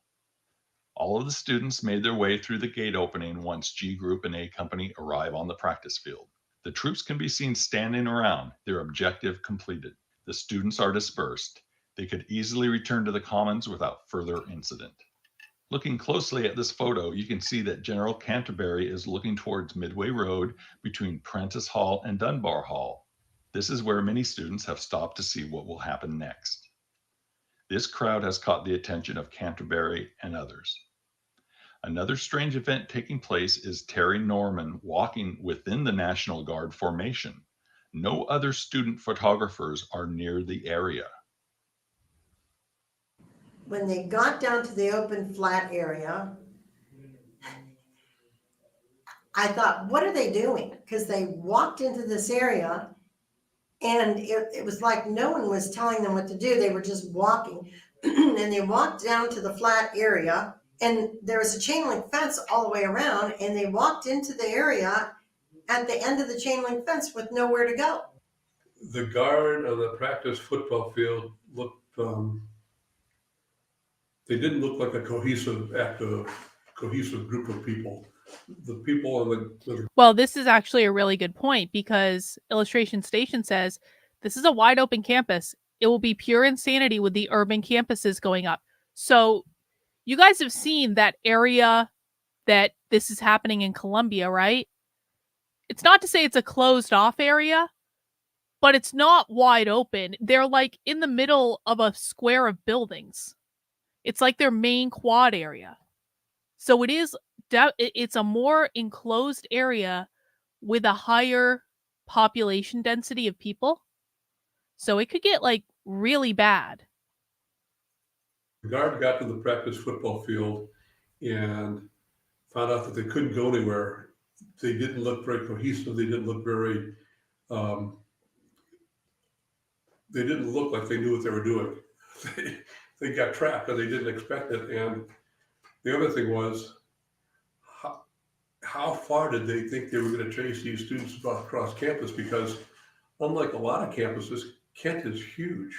With troops still awaiting orders and a fence to their front and on both sides, the only option is to return the way they came. But the troops are ordered to move down the fence line. Major Jones, concerned that the troops are stopped at the fence, decides to leave C Company and runs into the practice field to assist. Jones meets up with General Canterbury and is seen in this photo pointing to the location of C Company between Taylor Hall and Prentice Hall. Terry Norman is still seen walking around with the National Guard troops. The troops extend their line from the fence gate down to the backstop of a softball area on the practice field. There is a fence that separates the practice field from the Prentice Hall parking lot. Initially, the students run from the parking lot towards Midway Road and move away from the approaching troops. The students soon notice that troops cannot follow because the fence has stopped their movements. Some students begin to return to the parking lot. Some start throwing rocks. Students begin to move out onto the hill in front of Taylor Hall. The longer the troops remain on the practice field, the more curious the students become, returning to the area wondering what will happen next. This aerial photo helps with a better understanding of what is beginning to develop. Some of the students are moving back into the Prentice Hall parking lot from Midway Road, others starting to gather on the hill in front of Taylor Hall. The frustration of being on the practice field must have been growing with the troops. This photo captures what looks like a National Guardsman throwing a rock back towards the Prentice Hall parking lot and the students. Witnesses also say they saw and heard a pistol being fired by someone on the practice field. The FBI investigation would document this, and during the investigation found a spent shell casing on the practice field. The troops move back, creating distance from the Prentice Hall parking lot and form an L-shaped formation. There was some rock throwing and exchange of tear gas at that time from Prentice parking lot to the athletic field and back. The guard went through several skirmish lineups of trying to get in a threatening position to the students. More students are now in the Prentice Hall parking lot with the National Guard stopped on the practice field and no longer following students. More students begin moving towards the campus, heading to different locations or just watching what is happening. In an attempt to intimidate and possibly get the students to move back, some of the troops take a knee and aim their rifles at the students in the parking lot. The troops fire tear gas at two growing groups, one in the Prentice Hall parking lot and others gathering on the hill near Taylor Hall. Students pick up the tear gas and throw it back at the troops, and more students begin throwing rocks towards the practice field. The FBI investigation documents that during this time frame, the most rocks were thrown at the National Guard by the students. This recording of a student yelling to the National Guard shows that they were getting bolder.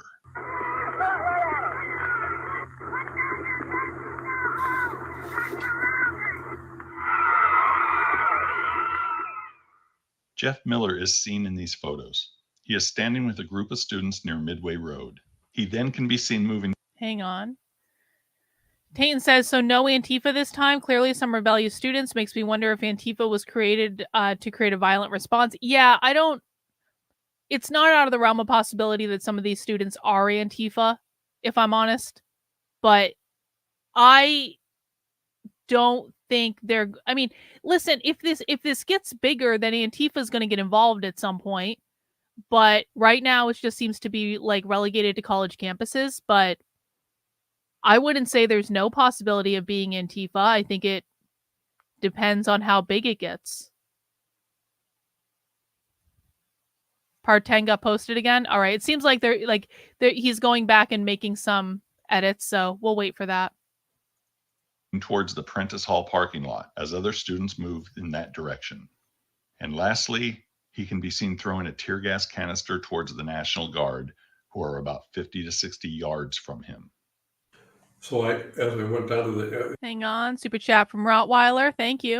In 1968, we had a similar incident here in Mexico, which was the massacre of students in the Three Cultures Plaza. I'll do my best to find a documentary in English to share with you. It's also relevant. Thank you, Rottweiler. I appreciate that. Into the walk there by the street, I was pretty far to the left of the practice football field, and I turned and took some pictures of the students on the street and some pictures of students in the parking lot. And one of the students had a prophetic sign that said dead end. The troops maintained their position on the practice field, but their frustration must have been building as they just waited for orders on what to do next. Several students move around the fence and enter the practice field, getting closer to the troops. Their actions seem to embolden more students to return to the area. Yep. Remember, these are all Gnostics. Witnesses talk about a meeting of the National Guard 100%. leaders on the practice field and what was discussed. And then the strangest thing happened was, well, maybe not strange because you have to have a plan. So the leaders of the National Guard who were there, General Canterbury, Major Jones, one of the lieutenants, they all got together in a group and talked about things. And while they were doing that, another group of National Guard formed a semicircle of about 5 or 6 National Guard with their guns pointed toward the space between Prentice Hall and the area right across the street where the students were. And that's when... Kelly, we know how they're being funded. They're self-funded through publishing and events and dues. This has nothing to do with George Soros. There is no evidence of that. If you have primary source receipts, you need to share them. But until I see primary source receipts, I'm going to say there's no evidence of that, because in the 3 years I've been following this, I have seen no primary source evidence of that. I've just seen a lot of conservatives going, pinky swear, trust me, bro, it's definitely George Soros. Alan Canfora was waving a black anarchist flag at them, and they were directly pointing their weapons at him.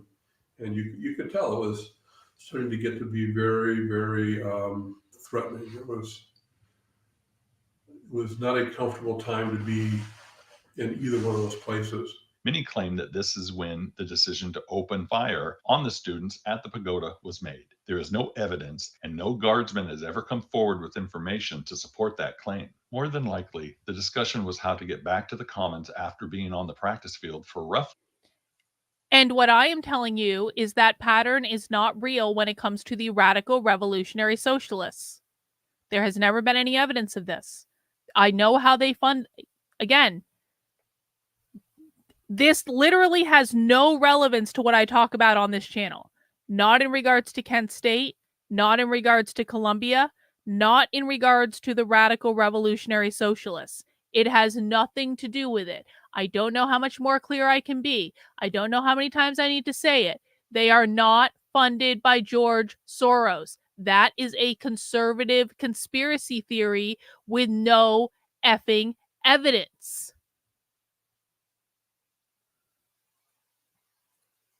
10 minutes, and with limited tear gas left to disperse the growing crowd of students. Shortly after this gathering, the troops formed up to move back towards the commons. The time is approximately 12:18. There was a lull in the action, and I decided that I had 2 still cameras with me. I had a movie camera in my trunk, so I decided I was going to try to sneak around behind the parking lot and get down in the parking lot and get my movie camera. But as I was doing this, I noticed that the sound of the crowd was getting louder and louder. My back was to the crowd, my back was to the guard. I was walking to the graduate student parking lot, which is across the street from the Prentice parking lot. And I thought to myself, gee, are these kids behind me? And I turned around and they weren't. They were just much louder because it looked like the guard was going back up the hill. And I think the kids were deciding that they had won a victory, and they were just like a sporting event, cheering and getting more boisterous. And I thought to myself, I wonder if the guard knows that the kids aren't behind them either. But I could see how they might think that they were being pursued, because the noise was noticeably louder even though I was getting further away from the crowd.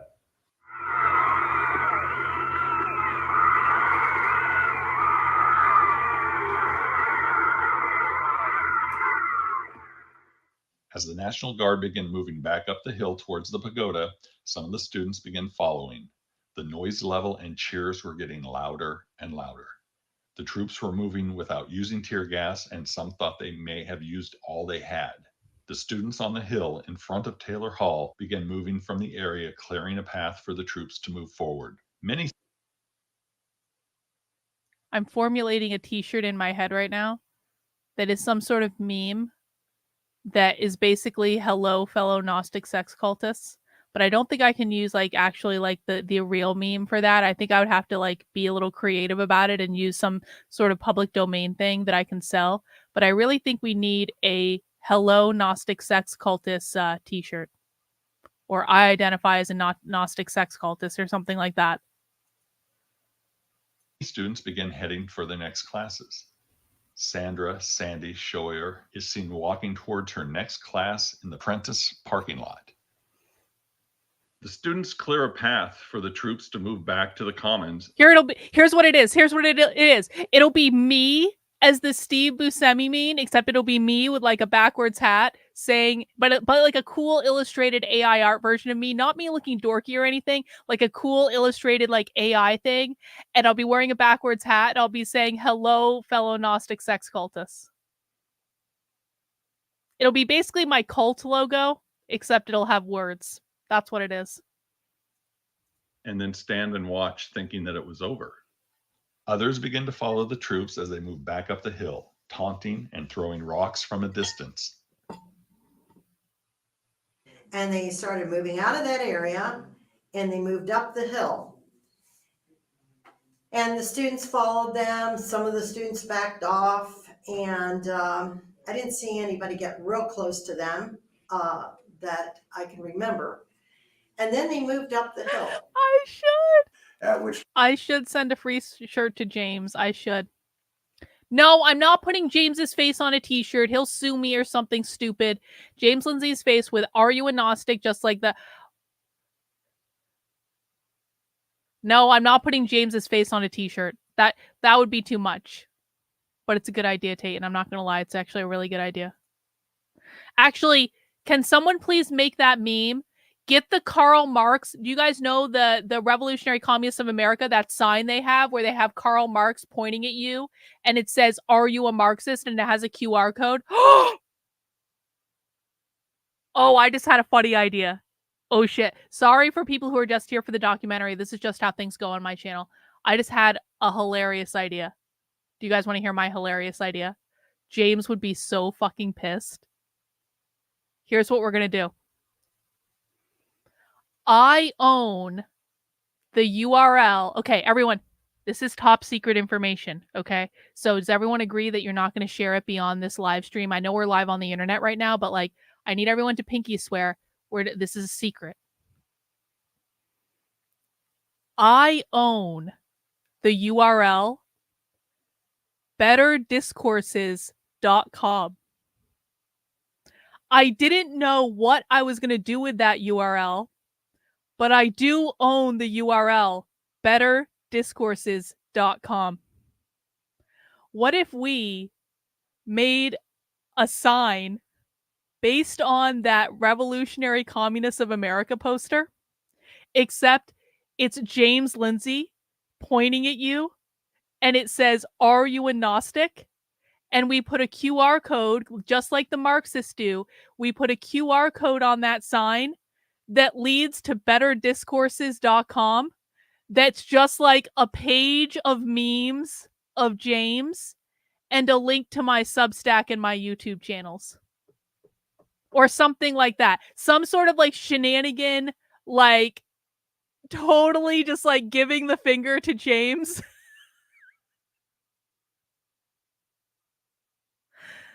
And I can provide you with the QR code. We can let's make a placeholder for the QR code, but we can make that sign right now. I need James Lindsay, and I need this to look good. This is not one of those like shitty meme things. I need someone to do like a good job of this. I need James Lindsay's face photoshopped onto that Karl Marx poster with him pointing at you saying, "Are you a Gnostic?"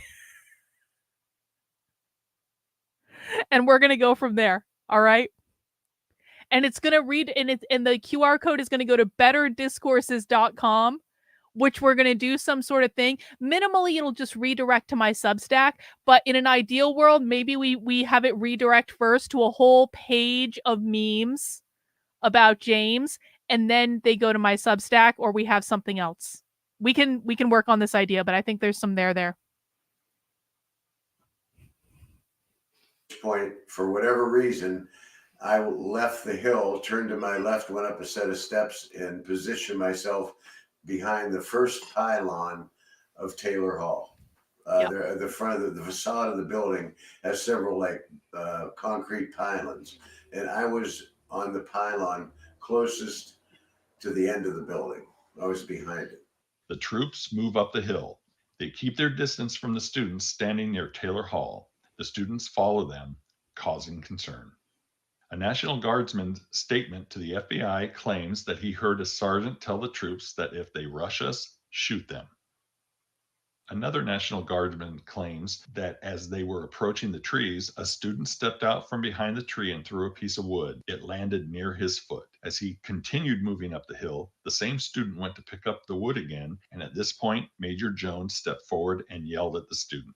Student photographers were seen running close to the troops. Terry Norman is believed to be in this area and possibly throwing rocks at students. Well, some of them were National Guardsmen who witnessed it. I think it was Sergeant Day, and there were also some students like Tom Masterson who claimed he positioned himself right in between the guardsmen and the students and threw half a dozen or a dozen rocks.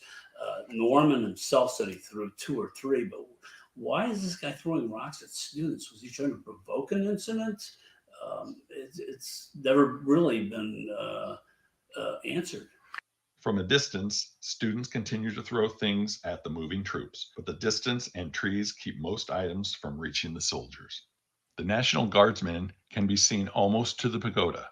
In this photo, Alison Krauss is seen watching the troops from the Prentice parking lot. Jeffrey Miller is seen in this photo walking in the practice field almost to the access road. And I took a couple pictures, and then all of a sudden, when they got to the top of the hill, they turned around. Some turned with intent. Some may not have turned with intent. Greg Moore's photos show the troops at the pagoda. Some of the troops are looking back. Others are still moving forward. What is interesting with this photo is that 1 or 2 have already turned around, but as a group, they will continue to move forward. The troops will pass the corner of the Taylor Hall terrace railing and down from the pagoda to the area where the dirt meets the grass. That interview that I was there, or that speech at Columbia I was talking about earlier, is back online. It looks like they just screwed up when they were posting the thread, so maybe we'll watch that after this is done. This William Frederick photo was taken just seconds before the shooting started. There are a few things to note in this photo. Some of the troops are still walking and have not turned around. Others are just starting to turn, and others are already moving towards the pagoda. What is key in this photo is the troops moving towards the pagoda and looking to the left of the photo. This is the area where just moments before, a student had been confronted after throwing wood at the troops. You can see that the students are in the area. Howard Ruffner's photo captures the moment just seconds before the firing takes place. Howard had his back towards the Prentice Hall parking lot, and the troops are looking and moving to his left. This National Guardsman is aiming towards Ruffner and the Prentice Hall parking lot, a very obvious difference to the others. Paul Topol's photo is taken at almost the same time as Howard's, and you can see that the troops are moving back up towards the pagoda, their backs towards Taylor Hall. The Chris Abel film shows the National Guard location and the students near Taylor Hall.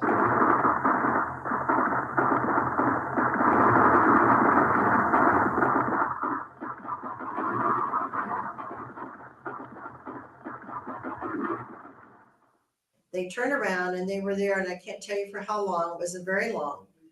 And that's when we heard the bullets, that we heard the guns being fired. And I think with considerable accuracy that I was the closest person to the guard when they started firing. And in that split second when the firing began, I was standing outside of the pylon. And it took me, gosh, a split second to realize maybe they are firing real weapons. I heard no order, no common talk between the guard. My observation was they just turned and began firing. On the way back, when they turned and fired, I was 80 feet behind the guard. I was following them up the hill. And Wait. Human Centipede.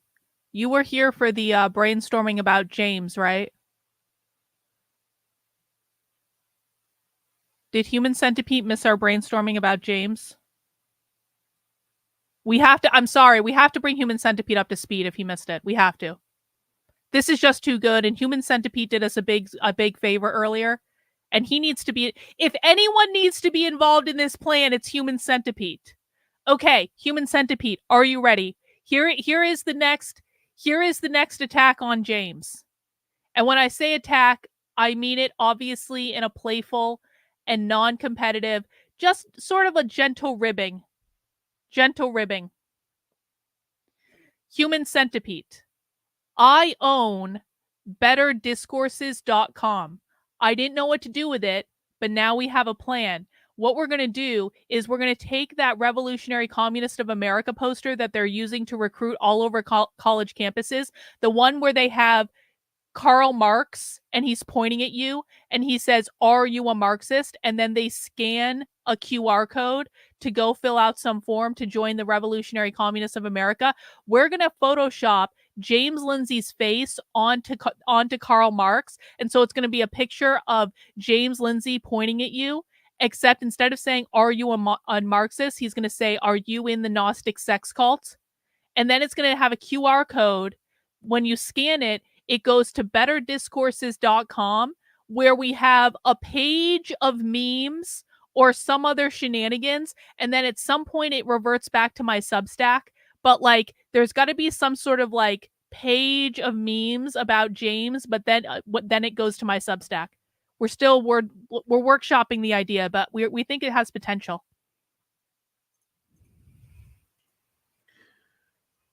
I just decided to get down because it was time. I looked like a person with a weapon on my chest with a long lens. And when I got down, I thought, they're shooting over our heads. I mean, this is a typical kind of thing you see on TV: shoot over their heads or shoot blanks or whatever. But then you hear, "Oh my God, they're shooting real bullets. Get down, stay down. They're shooting real bullets. There's a person bleeding over here." That's when it got real and very scary.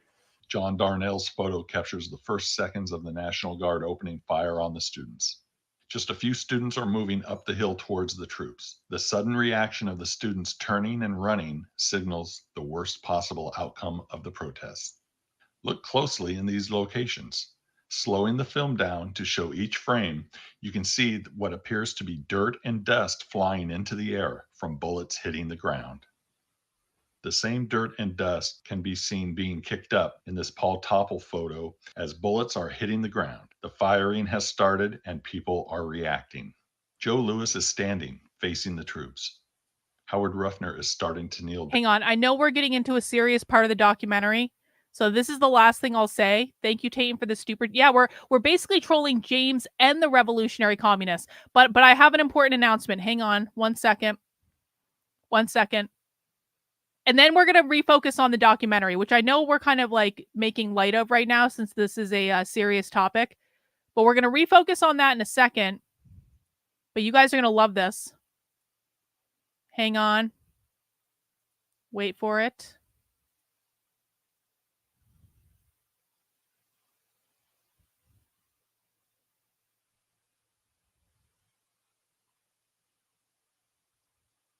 I just purchased GnosticSexCult.com.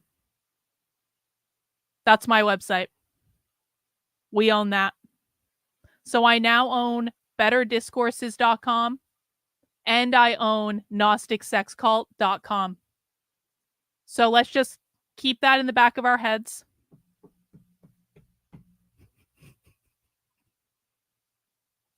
We'll come up with the right opportunity will present itself.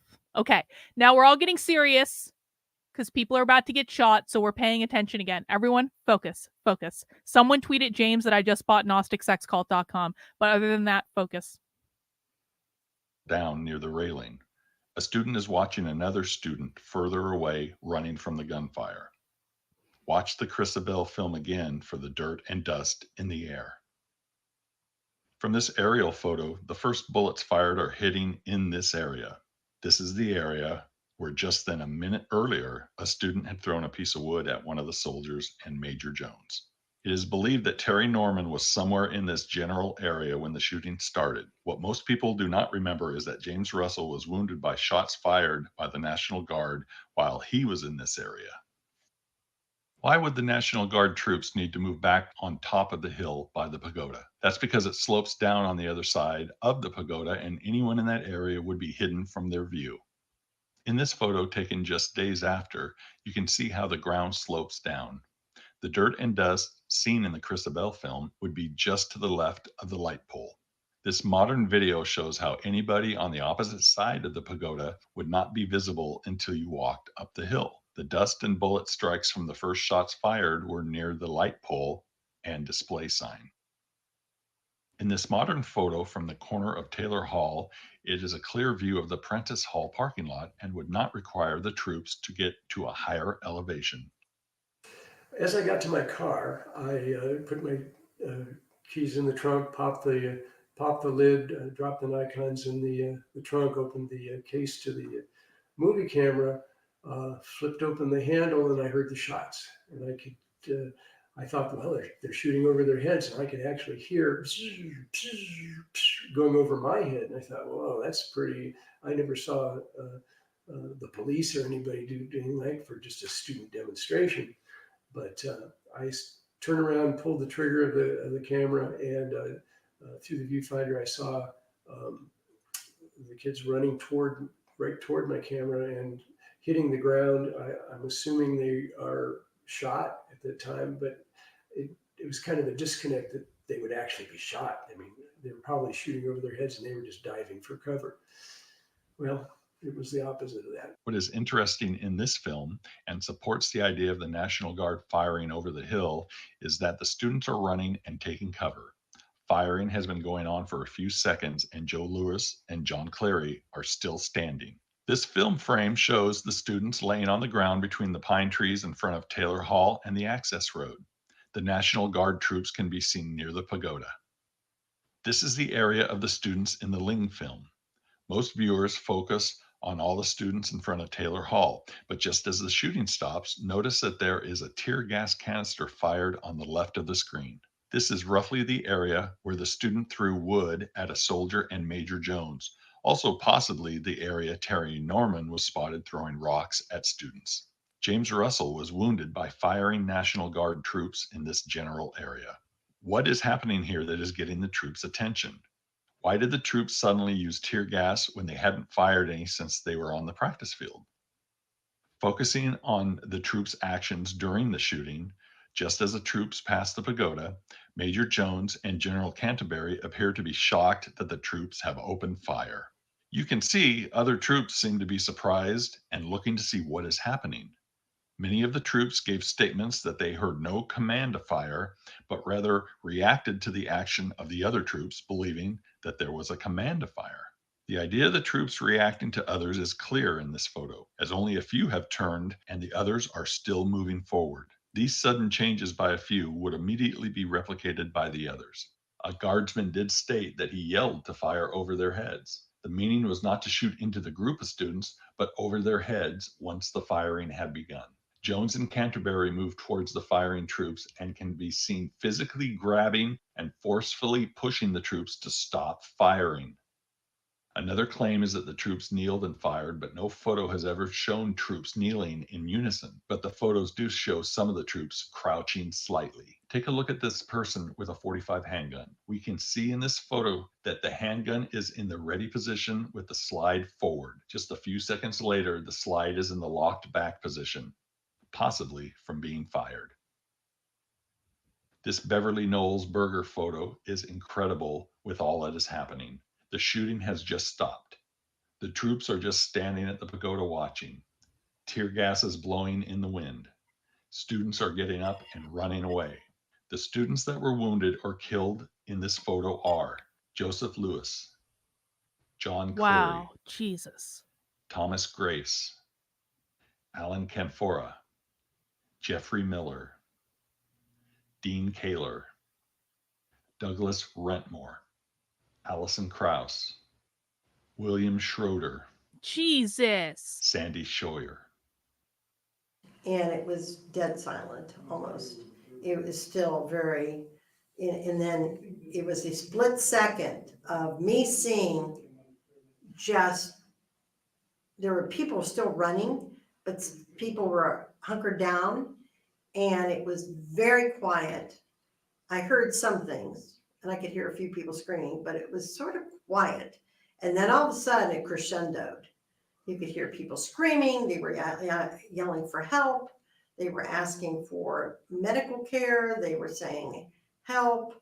But right after that firing, that was silence. What a picture. And that was followed by a realization by many people that kids were shot and some were dead. And it was, that's something you don't want to remember too much of. It's scary. After the shooting stopped, many students rushed to help others that were injured. Others think that the National Guard may open fire again and run for cover. The troops remain at the pagoda. They don't offer to help the wounded, even though Joe Lewis is just about 35 yards from them. After roughly 3 minutes, Jones and Canterbury regain control and order the troops back to the area around the burnt ROTC building. Some witnesses say they heard some of the troops distraught with what had just happened. The troops continued to the ROTC building where they regroup and begin a weapons inspection. The students begin to help the injured. Now that the National Guard troops are no longer in the area, many students start to return to help. The shock of what has just happened is overwhelming to some. Others are angry at what has just happened. The crowd of students continues to grow as students now exit the surrounding buildings. Looking into the Prentice Hall parking lot, you can see that troops from C Company have moved into the parking lot to see what is happening, since their position between Taylor Hall and Prentice Hall kept them from seeing what had just taken place. When they get to Jeffrey Miller's body, they are greeted with very angry students and leave, returning to the ROTC area.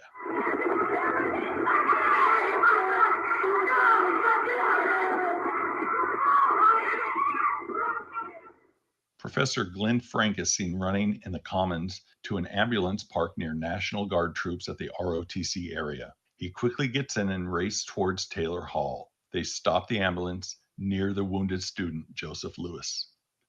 During this time, Terry Norman is photographed kneeling next to a student that appears injured. This location is very near the location where the students threw wood at a soldier and Major Jones while the troops were moving towards the pagoda.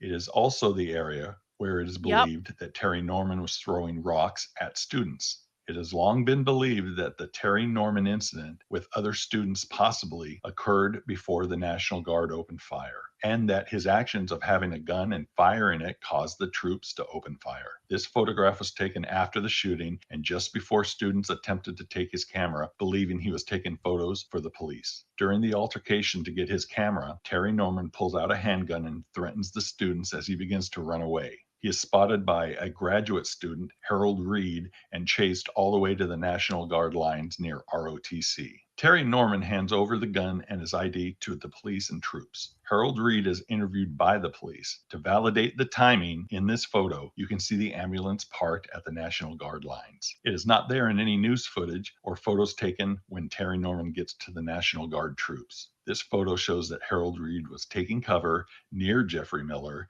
by the access road during the shooting. One other photo not in this documentary shows Harold Reed immediately following the shooting, walking up towards the pagoda on the sidewalk. Well, Reed told me that he witnessed Norman standing over a student on the ground, and he believed, he got the impression that Norman had just shot this student. So Reed started getting chased. So did Bill Barrett, the head of the Alumni Association and Alumni Magazine, and they chased him from that area close to the pagoda all the way back to the Guard lines at the other end of the Commons. I don't know of one eyewitness who actually can say that he saw Norman fire that gun.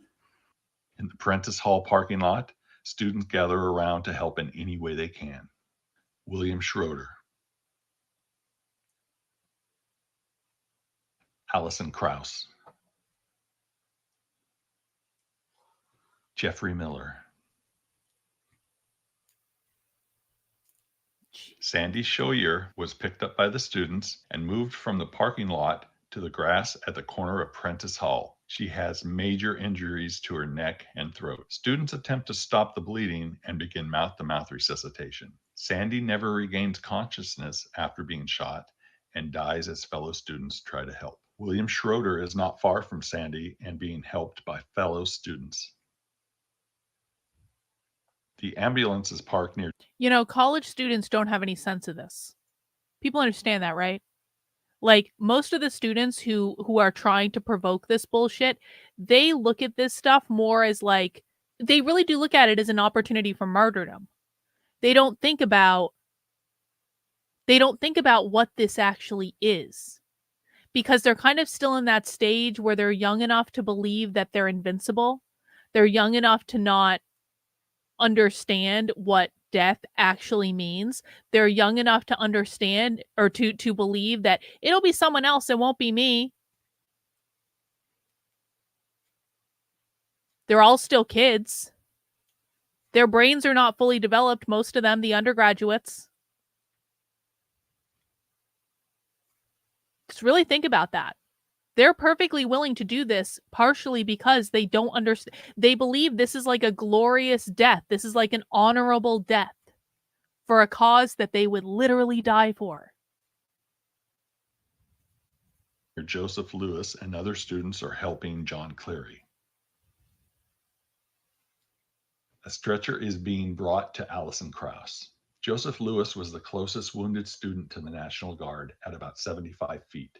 He is shot in the lower left abdomen, the bullet exiting his left buttock, and shot a second time with the bullet going through his lower left leg. Seeing the ambulance stop near Taylor Hall, students carry William Schroeder from the Prentice Hall parking lot to the ambulance. Students carrying Allison Krauss also move towards Taylor Hall. Professor Glenn Frank is seen moving down the sidewalk. William Schroeder waits to be loaded into the ambulance. He was shot while laying face down on the left side of his lower back. The bullet exited his left shoulder. William Schroeder dies during surgery at the hospital. Professor Frank directs the students carrying Allison Krauss. They seem to realize that the ambulance is fully loaded. Professor Frank seems to be telling them to go back. Jeffrey Miller is still laying on the access road. A bullet has entered his mouth and exited the back of his head. Oh, Jesus He is Christ. killed instantly. Dean Kaler is not far from Miller. He has been shot in the lower back and will be permanently paralyzed from the waist down. Allison Krauss is moved very near Jeff Miller and waits for another ambulance. A bullet has hit Allison in the upper left arm, shattering the bones, with bullet fragments entering her left chest, causing major internal injuries. She waits on a stretcher, struggling to breathe. Barry Levine attempting to comfort her. One of the first ambulances on the scene is loaded and heads to the hospital. Students try to give comfort to Jeffrey Miller by attempting to stop the bleeding of his head injury. What they do not realize is that he was killed instantly. More ambulances are arriving. Many of the wounded have been moved by fellow students to other locations like the Prentice Hall lobby for care, and others wait for the next ambulances to arrive. An ambulance crew arrives and places Jeffrey Miller's body on a stretcher. Allison Krauss waits. Another crew arrives and Allison is taken to a waiting ambulance on Midway Road. Barry Levine continues to comfort her. She dies shortly after arriving at the hospital from her injuries. After roughly 20 minutes since the shooting stopped, all of the killed and wounded students are now being taken to local hospitals. It was mainly a time of confusion. There were some people having tantrums. There was this Thomas fellow who... The Kent State students weren't trying to provoke this. The Columbia students are trying to provoke this. So that's not going to... If someone gets shot, it's absolutely... What's not going to happen if someone gets shot is the college students are going to go, all right, that's enough. Everyone go home. We're done. It went too far. That's not going to happen this time. Like, no, that was a different time. Was dipping a flag in Jeffrey Miller, turned out to be Jeffrey Miller's blood, and wanting to share get the blood on the sacrificed on the people close enough to be sprayed by it. So I'm sure a lot of people went home with Jeffrey Miller's blood on their clothes. He was panicked. You know, he was in his just acting out, having a tantrum, and I don't blame him. Other people were. I remember one guy was leaning. Kelly, you have got to stop buying into conspiracy theories. Do you want to know why all the tents are the same? Probably because the kids all ordered the tents off of Amazon at the same time. Or maybe their student club, which is running a lot of this stuff, put together some money and they bought all the tents together at one time in a student club off of Amazon. Like, or they all went to Walmart together, or Target, or another store of that variety, and they all bought the tents at the same time. And there was I mean, come on, man. Like, this is not a this is not a Soros-funded conspiracy theory. You're telling me there's not one student at Columbia that has mommy and daddy's credit card? Do you guys really think they were airdropped, those tents, by the WEF? Like, I get it, man. You guys want to see conspiracy and everything, but sometimes there is actually a really easy explanation for this stuff that has nothing to do with a Soros-funded conspiracy theory. On a car, and he had some sort of saying on the back of his jacket. Pigs go home, I'm not sure, something like that. But, you know, he was crying. But most people were just milling around, wondering what's going to happen next. But, nobody paid any attention to me or my cameras. In fact, I stood in the middle of the crowd and did a 360 and see, you could see everybody just looking at me like, oh, no big deal. I was kind of new at the movie game. I was shooting it more like stills, a burst of this, a pop of that. I only had 6 or 7 minutes of film available to me, so I wasn't trying to shoot a documentary or anything. I didn't know whether anybody would even look at this. Thought maybe that it would be on TV or something if I could get it there, but there was no animosity and no blowback for any of the photographers that I noticed. Shock and anger overcomes some students. Many of the students were gathering near the pagoda. The crowd was growing and they wanted answers. They believed their answers would come from the leadership of the National Guard and begin moving back down into the commons. The crowd grows very quickly and students appear from all directions. Some angry students want to charge the National Guard troops. Others just want to sit and protest. Others want to know who is to be held responsible. Let's sit for a moment in silence. Then, for heaven's sakes, let's get up and slowly and in a reasonable way march off of here, away from those men with the guns. Kids that got ammunition in it.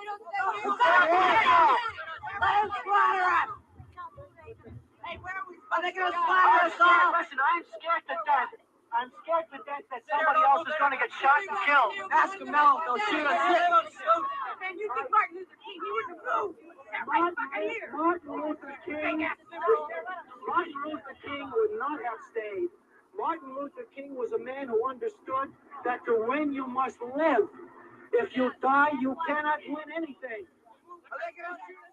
Hang on, I got a super chat from Tayton. They're communists. I bet they donate the tents they bought to the unhoused. That's how this works, people. The students bought the tents. Yeah, I mean, like, the students bought the tents, guys. Either it was a student club or everyone, or it was probably like one rich person in the club that pulled out daddy's credit card that went on Amazon. They got it's like, again, these conspiracy theories, I just don't get it. I really don't. All right, we got about 10 more minutes left of this, and then we're going to watch that speech from Columbia earlier that I saw on Twitter. With the students now filling the commons, the troops begin to surround them. Professor Frank meets with Major Jones. Franks is told to clear the commons or the troops would clear the area. Hold on. Please. Hold on. Please listen to me right now. Please. Hold on. Shut up. Wait a minute. I don't care whether you've never listened to anyone before in your lives. I am begging you right now. If you don't disperse right now, they're going to move in, and it can only be a slaughter. Wow. The professor warned the students it would be a slaughter. Rottweiler says, because students couldn't possibly have bought the tents in bulk, more plausible, but no, Soros and the WEF is the best answer, I guess. Oh my fucking God. Yeah. Is this a coordinated event happening at colleges? I think they are talking to each other, but I wouldn't say it was pre-coordinated. I think the Columbia protests inspired a lot of other So okay, there's a national organization called Students for Justice in Palestine. This organization's been around for a while. They're very far left. At Columbia actually suspended its Students for Justice in Palestine organization right after October 7th because they were doing things that the university didn't want them to do. I think the university said that they were supporting a foreign terrorist organization or something like that, and so they suspended this student group. There's also Jewish Voices for Peace that's on campus at Columbia. I think they also got suspended. This happened like 6 months ago. So the Columbia students have actually been the Columbia students have actually been protesting for a while. And it's been like, there have been like minor protests that just weren't big enough to make the news. But the Columbia students have been pissed off about this for a while. And then things just kept escalating and escalating and escalating. Now, Students for Justice in Palestine is a national organization. So not only do they have something on the campus of Columbia, they have something on the campus of a lot of these schools. And so the Columbia protests really kind of broke out last week. And then Students for Justice in Palestine posted on their Instagram that they were coordinating nationally across all of their campus chapters. So I don't think it originally started out as that, but they definitely have the Students for Justice in Palestine organization that is coordinating nationally. There's also Jewish Voices for Peace. There's the Party for Socialism and Liberation. There's the People's Forum. There are many other groups involved in this as well that are like coordinating nationally. All the big socialist groups are kind of involved in it. And so if they have groups on campuses, they're probably trying to connect them with each other to talk. So that's my best answer. You please listen to me. Jesus Christ, I don't want to be a part of this. Please. I'm begging you also. Follow me out this way.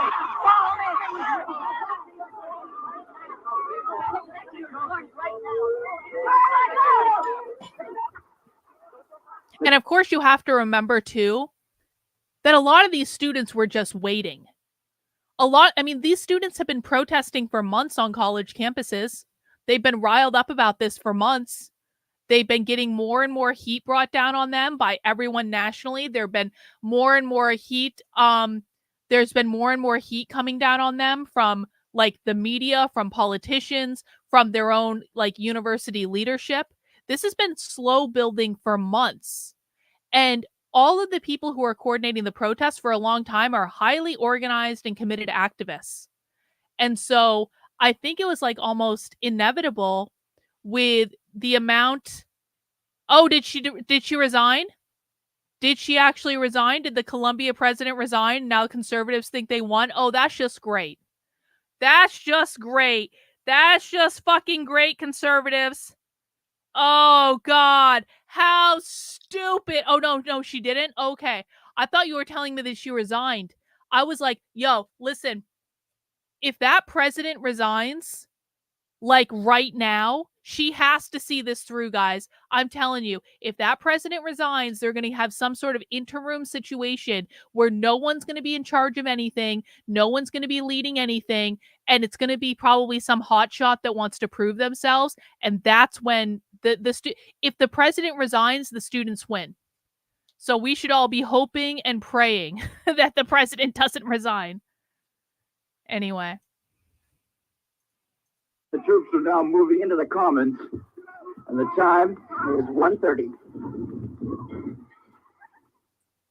Professor Glenn Frank's pleas to the students to leave the area finally began to settle the students down. Many started to exit from the Commons in the only direction the National Guard allowed. Other students gathered near Taylor Hall. The Kent State campus was officially closed, and all students were told to immediately leave the area. To help with the tension growing on campus, the Ohio State Police moved forward to disperse the crowd, with the National Guard following. The Kent State campus would remain closed for the next 6 weeks.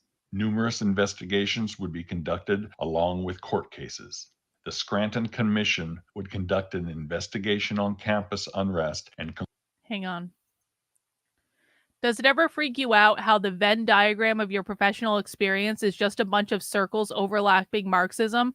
The Koch thing? Well, yeah, I mean, it is. I actually have thought about this. Like, the weird mishmash that has been my life and my professional experience, where I was in higher education for 10 years and I got a PhD in industrial organizational psychology. And then I went and practiced that for a while. And so I knew how to do corporate training with the DEI stuff.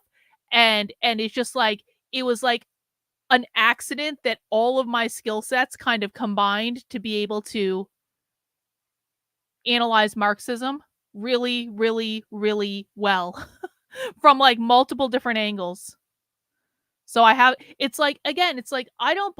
believe that I believe in destiny. I believe in fate. I believe that all this has happened for a reason. It's kind of one of those things. It's like you look at your life and there's so many random effing things, and even the bad things, even the things that I didn't like when they happened, or that made me really sad or depressed when it happened, or angry or frustrated or whatever.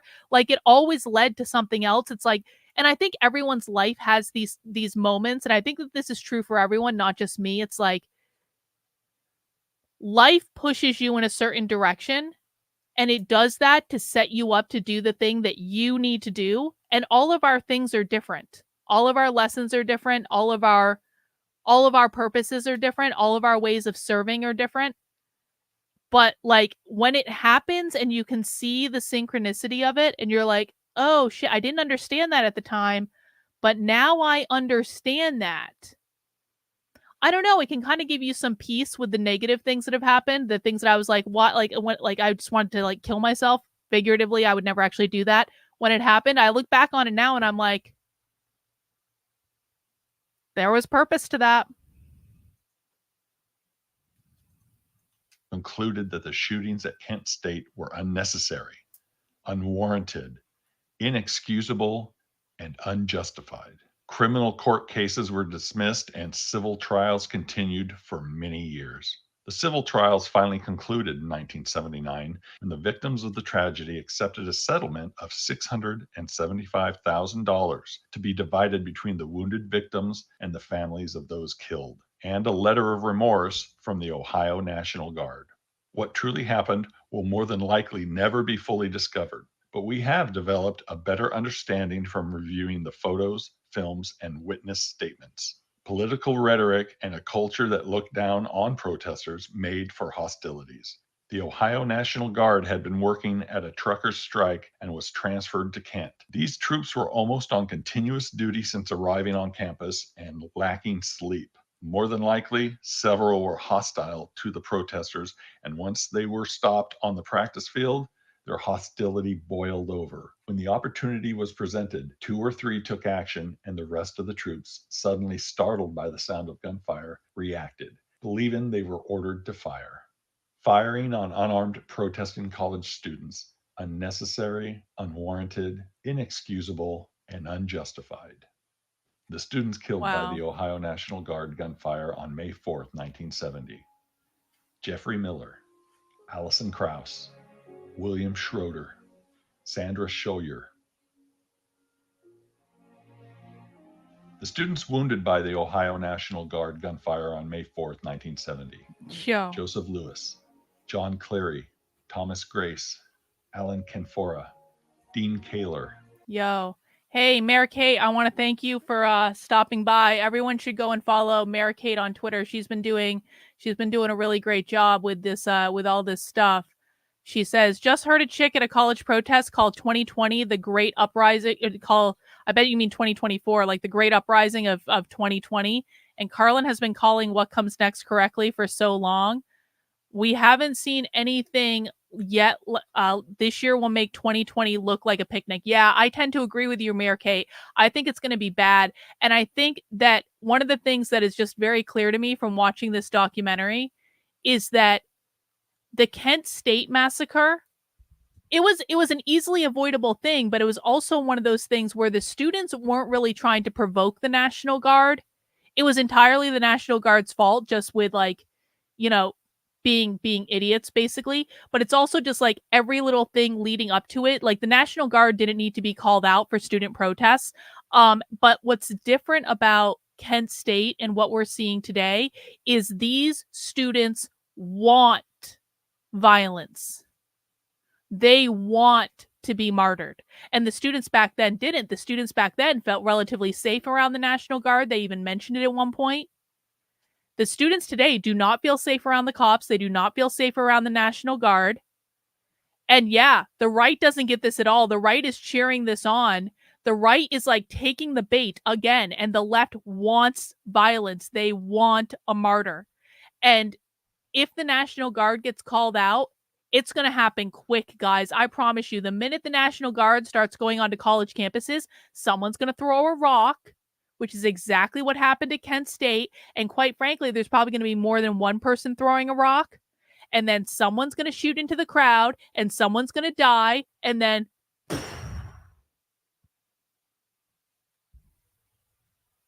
fun times. In fact, speaking of that, so I saw this person post this this speech on Twitter earlier.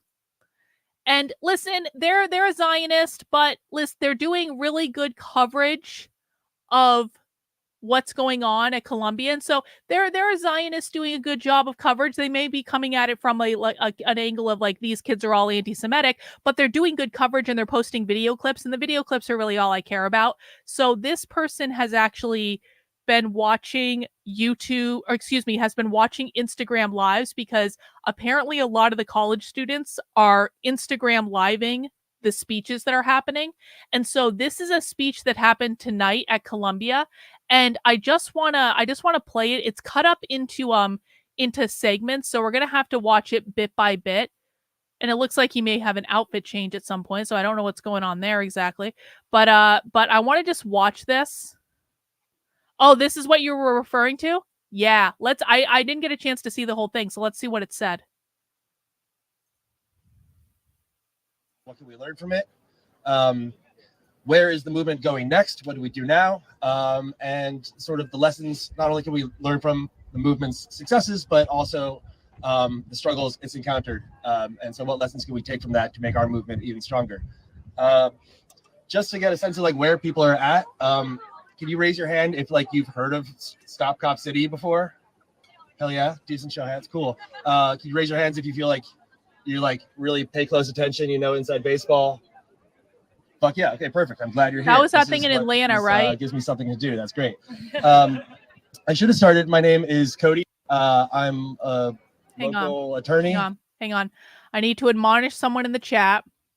Johnny, if they're so lazy, then how are they organizing a 24-hour-a-day protest? If they're so lazy, then why are they kicking your ass up and down the playing field? What does it say about you, Johnny, that you are losing very badly to lazy people? I've been, I guess, for the last year and a half, spending a lot of my time as a Stop Cop City organizer. It is an autonomous, leaderless movement. So being an organizer for this movement really just means finding work that needs to be done and organizing with people to do it. I don't work for any org in this area. I'm here just to speak for myself. I do work with the Weelaunee Defense Society in New York City. That's sort of the regional affiliate group. So if you want to get involved in this cause, I think, and I'll say this again later, check out Weelaunee Defense _NYC on Instagram. We also have a Telegram, but there's a lot of interesting actions coming up. This Saturday, we're leading a noise demo to counter the Atlanta police are coming to Brooklyn to recruit police officers because it's so hard to get people who want to work for them in Atlanta. So they're going to be coming over here. We're going to make a bunch of noise, try to disrupt their party. Last year, a bunch of people threw rotten shrimp on their table and kind of they had to close for the day. So don't know if that's going to happen again, but that's the kind of shit we're into. All right, that's the first one. Hey, Kate, do you know if Ryan Dawson said something about Qatar funding the Columbia protests? Because someone in one of the chats said that Qatar was funding it and they heard that from Ryan Dawson. And that sounds a little far-fetched to me, but it does sound like something Ryan Dawson might say.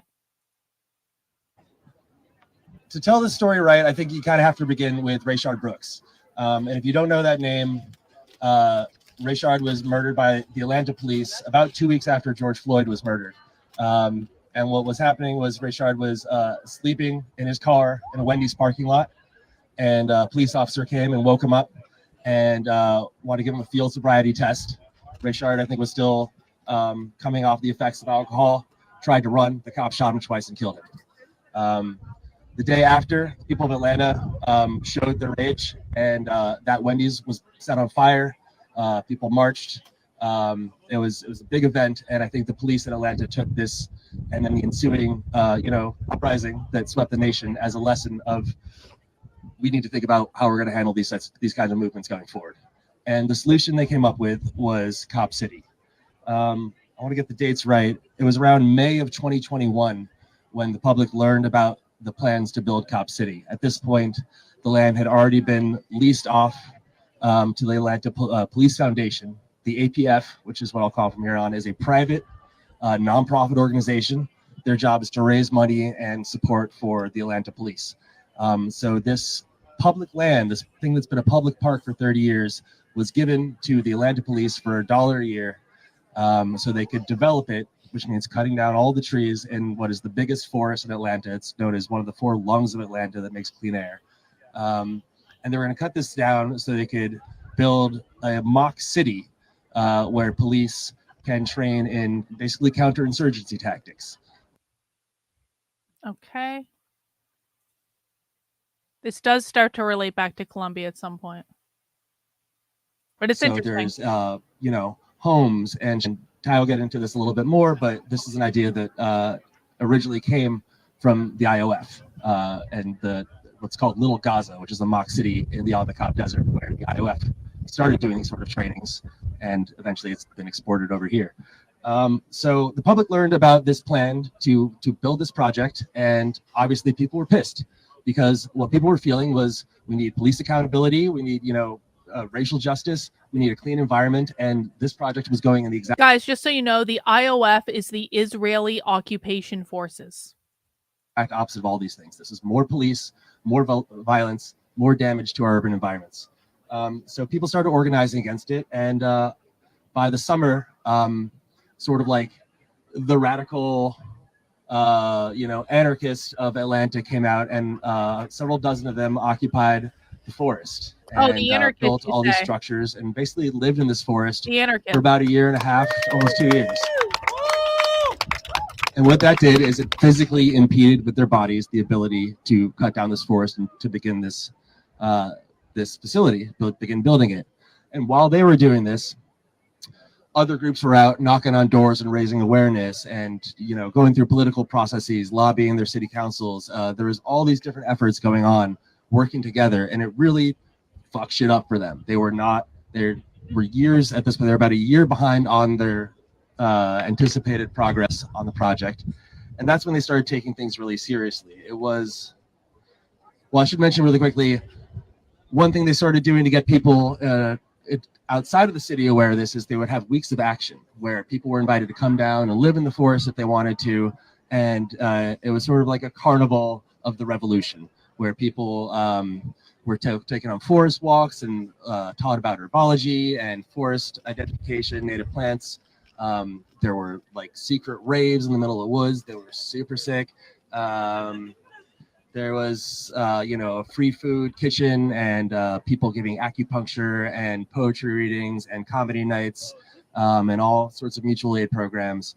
And it really was a sort of like prefigurative idea of like, how can we live in community? What is the alternative to this global police state that they're envisioning with Cop City? They're talking about anarcho-communism. That's what they're talking about. This is what we were talking about earlier in terms of Marxism gain of function, in that it's not just it's like you miss it if you think this is just about Marxist philosophy or Maoism. Like Marxist philosophy and Maoism is only one part of it. There is this additional portion that splintered off and basically mutated the cultural Marxist like activists, where it's more about anarcho-communism. That's what it is. So we've got this like anarcho-communist influence coming in on Marxism and Maoism, and it's mutated into like this mutant thing that has splintered from what the philosophy is. This is why James Lindsay cannot predict things as accurately as I can, because he's relying entirely on the philosophy. And the philosophy is part of it, and I'm not going to spit on the philosophy or anything. I think it's important. I'm glad that the people reading the philosophy are reading the philosophy. But the people that are the activists on the ground that are actually bringing these things into the world, something splintered off. And I'm not sure exactly how to frame this yet. I'm working through it in my head, where we're finding all of this anarchist literature that if you listen to what the socialists say and you compare it to this anarchy literature, that James Lindsay has never read this stuff, like Z Van Fleet has never read this stuff. This is like more contemporary. It is obvious. It is obvious and clear that this anarchist literature has like mutated the like Marxist philosophy into something that's different, that's more militant, that's more far left than Marx probably ever dared dream. And it's the mutant that we're working with. It's not the pure Marxists, it's not the Maoists, it's not the Bolshevik, it's not any of this. It's some weird fucking Marxist gain of function thing where the mind virus has been mutated by hardcore leftist anarchists. I'm really sounding like a conspiracy theorist now, but like I'm actually like, it's like one of those things where like I know I sound like a conspiracy theorist, but I'm absolutely positive this is what's happened. The guy must be Soros funded. Exactly. Okay, moving on to part 4. With Cop City. And in the forest, there was, I think, a lot of experiments going on and ideas about like what that alternative could be, while doing it in real time as a form of resistance to this other, future we need to be fighting against. So this was going on for a while, and the APF started panicking, and they leaned on the Atlanta Police Department, of course, as well as the Georgia Bureau of Investigations, to conduct a couple of militarized raids or sweeps of the forest. So they came in full tactical SWAT gear, guns drawn, all these chemical weapons they have in reserve they've been waiting to use, and they deployed them in the forest against these, basically hippies sleeping in tents trying to, save the trees. The first time they arrested 5 people and charged them with domestic terrorism, which Georgia has its own domestic terrorism statute. And that their charges are still pending. Another raid, this time in addition to, I think, 3 arrests, they fired on someone's tent and killed a forest defender named Manuel Terran. People in the forest knew them as Tortuguita. There's a portrait of Tortuguita back there you can check out and write a note to them or their parents. But police shot them 59 times through their tent when they refused to come out, and then have stonewalled the family's attempts to get information about what happened that day. Charges have never been pressed. The DA says they're not going to press charges. So, this innocent 26-year-old person was now dead because of their commitment to defending the Atlanta forest. After that, the encampment kind of ended for a while. People were obviously scared to go back. But in March, 2 months later, there was another week of action. This time, hundreds of people came down. And on the 3rd day of the week of action, there was a huge music festival going on in this big open field in the forest. This was my entry point into the movement. I came down hearing. Okay, cool. We're gonna pause in like 5 minutes for prayer, so we'll just pick back up wherever we left. Thanks, y'all. Yeah, so I first came to the Atlanta forest, the Wilani, as it was known to the Muskogee people who originally lived there.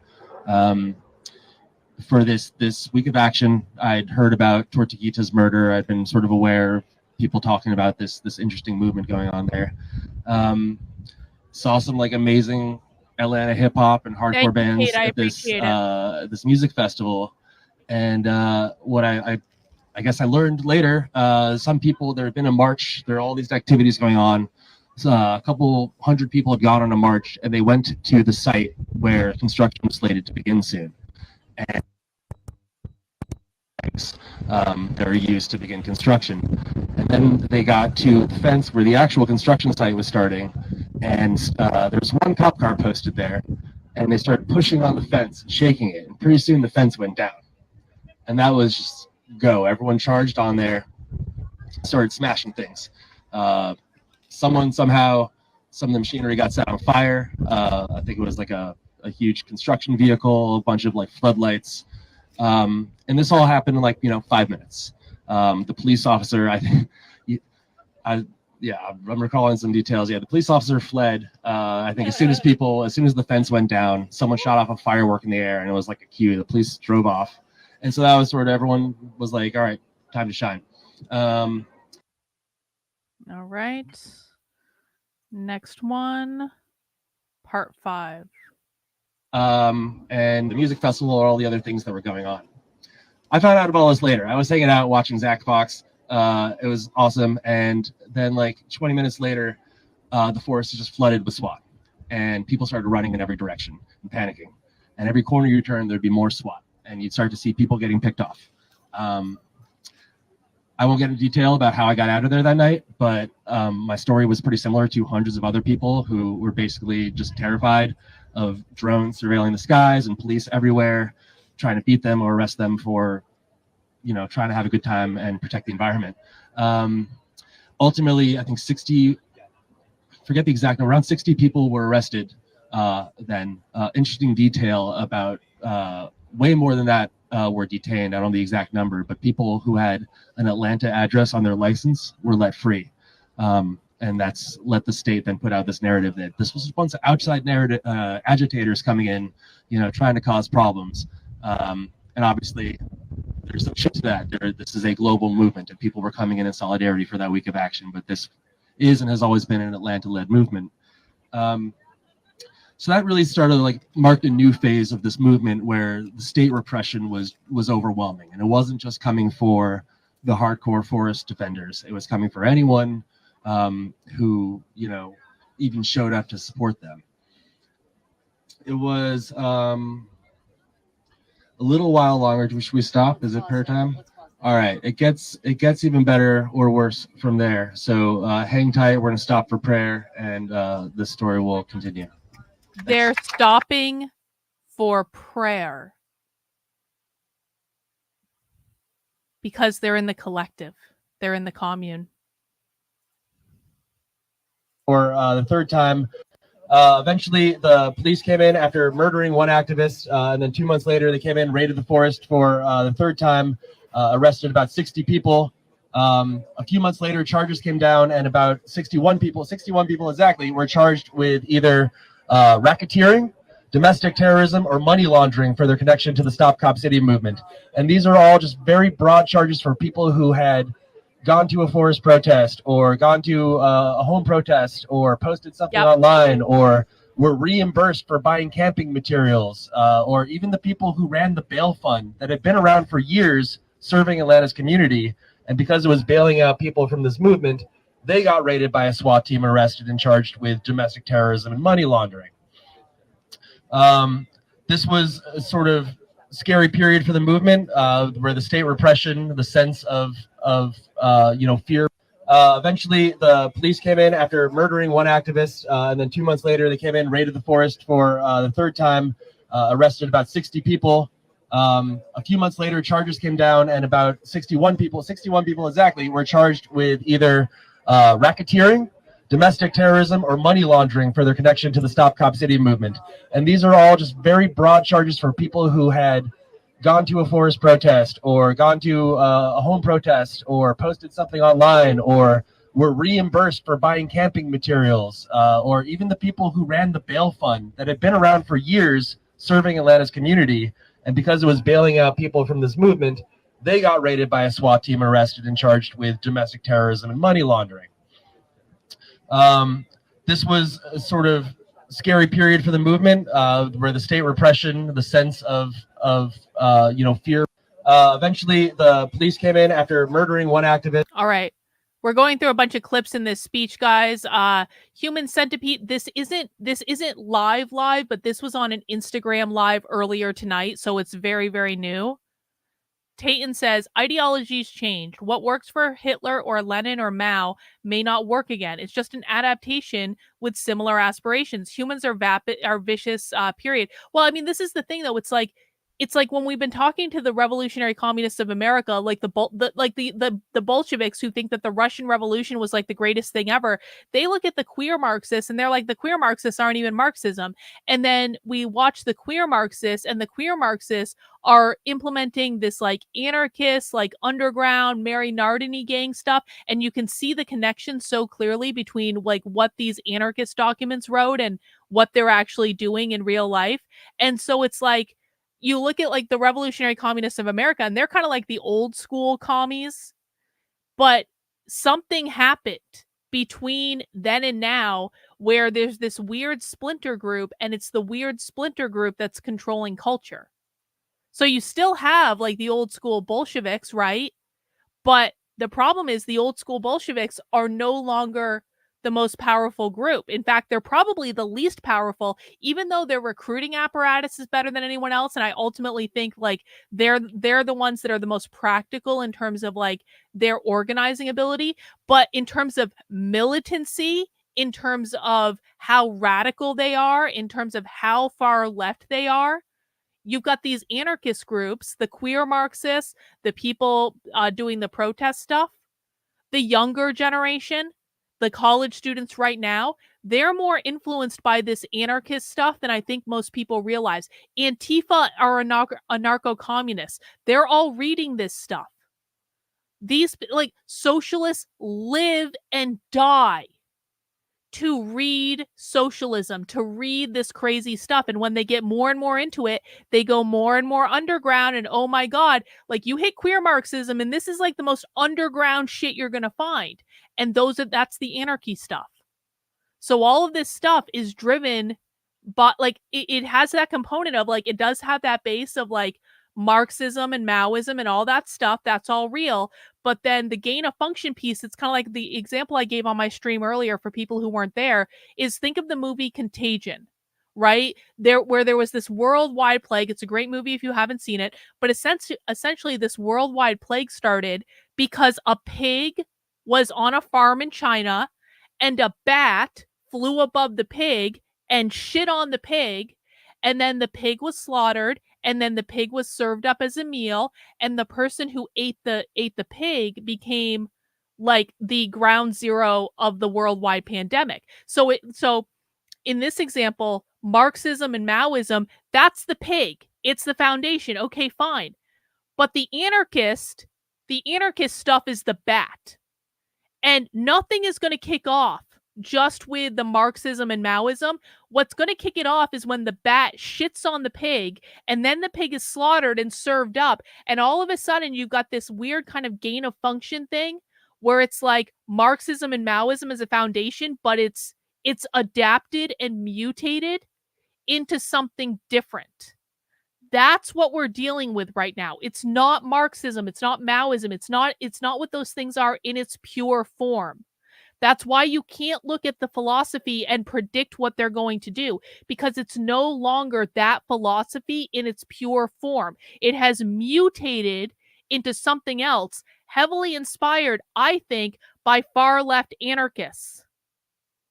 So this doesn't bode well for any of us, if I'm honest about it.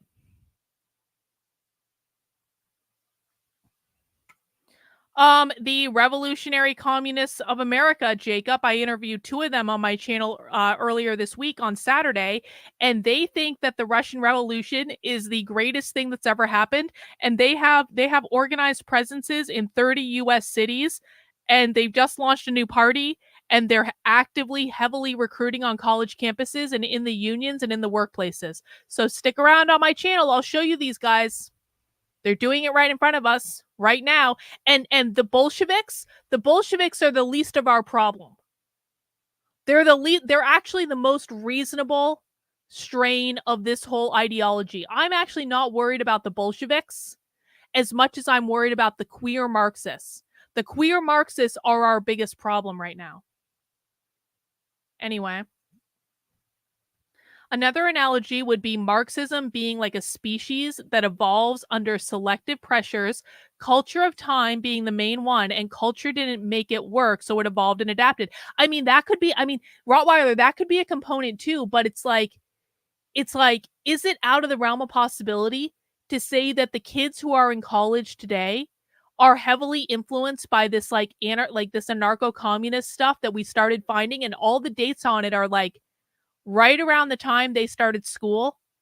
So it's more contemporary, but I agree with yours as well. It's just like these things evolve. Like something that works 100 years ago isn't going to work today because that's just the way things work. So it's probably a combination of like several things. But the point though is that if all you're doing is looking at Marxist philosophy, that's not going to tell you what's going on. If all you're doing is looking at Mao's Cultural Revolution, that's not going to tell you what's going on, because there are correlations, but it's not a direct translation because too much time has passed, things have evolved, things have changed. You have to factor in that there's this weird mutated strain of Marxism, which we're going to call Marxist gain of function or something like that.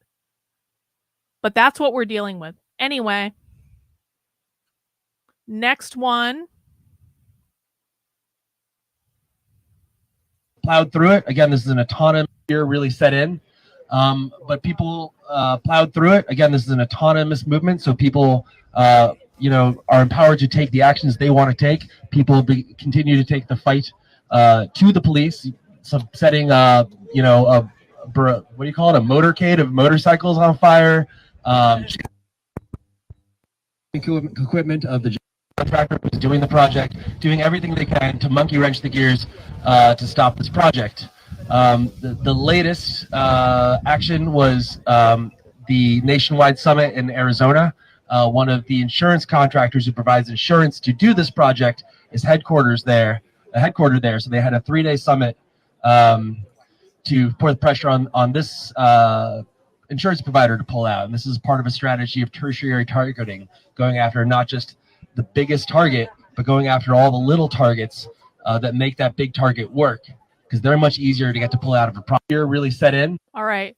We're going to keep making our way through this speech, guys, but I just want to say to Tiff over on Rumble, Tiff says, I need a Carlin Borisenko dictionary of political terms. I do actually have a socialist dictionary on my Substack, but the socialist dictionary is going to continue to get built out. So that is actually, believe it or not, something I'm working on right now. And this is sort of like ops and, scenes of the means of production. And this is sort of like what we were doing over this project. We ended up sort of not tabling it, but working towards a way of making decisions in real time on the day of the action. And so what happened is we did this march. Scouts had found really clever routes that subverted all the ways that the cops were planning to stop us. And great eventually analogy. We got to a spot where the cops were there with their riot gears and attack dogs and all sorts of LRAD cannons and this weird military tank thing they have for some reason. And they immediately started tear gassing us and beating us with batons as we just tried to march. When the tear gas came out, I don't know if anyone's ever been tear gassed. It's not fun. It's not that bad, but it's not fun. Everyone sort of panicked and ran into the woods. And I think this is a really important moment I want to stop and dwell on. Because at that moment, I was like, okay, we're done. Everyone's panicking. Everyone's in pain. Everyone's going to find their... All right. Drives home to Columbia students the effectiveness of using spokes council structure for a domestic... Okay. First, the medics came home. Some were going to get picked up by the cops on the way there. But what happened is we all got in the forest and we used the spokes council model we've been practicing to regroup. First, the medics came and sprayed our eyes with a vinegar solution, so we started feeling better. And then we came together and used this spokes council to go, what do we want to do? Do we want to stay here? Do we want to split up? Do we want to go rejoin the larger group that we've gotten split off from? Do we want to find some other way to get through to the site and continue on our action? And we were able to use this to collectively decide we're going to go rejoin our group. And that's what we did. We marched there together safely, joined our group, and then that big group did a spokes council to decide, are we going to press on? Are we going to go back? And what we decided is we're going to go back. We tried to find another way. Ultimately, that didn't work, but they were so afraid of us that they shut down construction and moved all these construction equipment for the day anyway. So actually, construction shut down for the entire week. We did that. But even though the action itself wasn't, we didn't get to home base, I think working together in this way really just built our capacity as a movement. And I think it's a lot of it shows a lot of the lessons we need to be thinking about working on this. Yeah, thank you. Trying to think of leaving anything else out now, but I feel like is this a good time? I can pass it over to you. All right, Ty's going to talk a little bit about some of the connections between... So essentially what's happening is they're trying to prepare the Columbia students to go into battle. Do you guys see this? They're bringing in expert speakers to prepare the Columbia students for when this encampment inevitably gets raided to go into battle. Chris says, James Lindsay has a dictionary of terms, except that each word has an entire essay he wrote and it doesn't really give a proper definition. Yeah, the dictionary I'm working on is going to be much shorter and to the point because normal people need to be able to read that shit.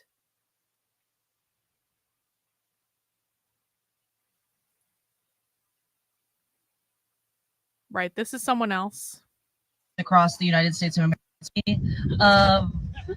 So cop cities across the United States of America right now. So Cop City is a national struggle, but also, and Palestine shows us this, that Stop Cop City is an international struggle as well. So at Georgia State University, they have a program called GILLY. How many people know about the GILLY program? Okay, it's called, it stands for Georgia International Law Enforcement Exchange Program. And essentially, the IOF trains the Atlanta Police Department, also the NYPD, a bunch of the Chicago PD, LAPD, all through this program that comes out of Georgia State University. By the way, that's true. I had questions about this yesterday. People were surprised to learn that the Israelis are training American cops, but that is actually true.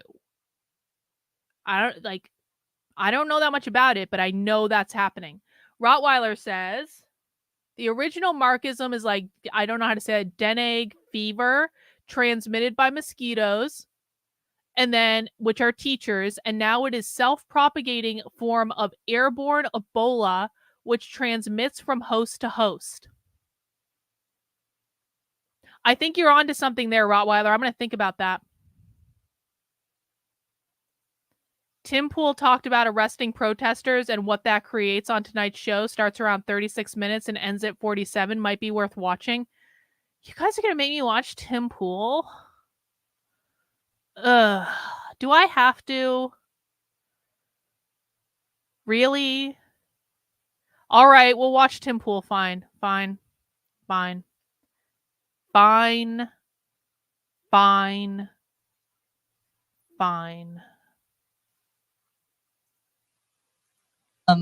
So it's proof that policing is like this imperialist project, a militarized project, and that all of these different police forces and occupying armies essentially share tactics. And interestingly, now that we're here in the middle of this student struggle, it also shows that the university system is facilitates this imperialist policing project. So obviously the implications for that are massive, and I hope that the students in Georgia are inspired by what they're seeing here, because they have a unique position to tie together Palestine and policing and the student movement. So I hope that we see something from them and give them all of our solidarity when something does inevitably pop off in the student organizing there. When something does inevitably pop off in the student organize, let's just listen to that part again. Hang on. All of these different police forces and occupying armies essentially share tactics. And interestingly, now that we're here in the middle of this student struggle, it also shows that the university system is facilitates this imperialist policing project. By the way, what this person just said, the university system facilitates this policing project, that aligns directly with what we watched earlier today. When we listened to that anarchist essay about how the universities are capitalist and are perpetuating capitalism and all that, and they need to be torn down, and occupation is necessary at universities to tear them down. What this person just said is exactly the same thing. The university facilitates this stuff. There it is again. It sounds exactly like that paper.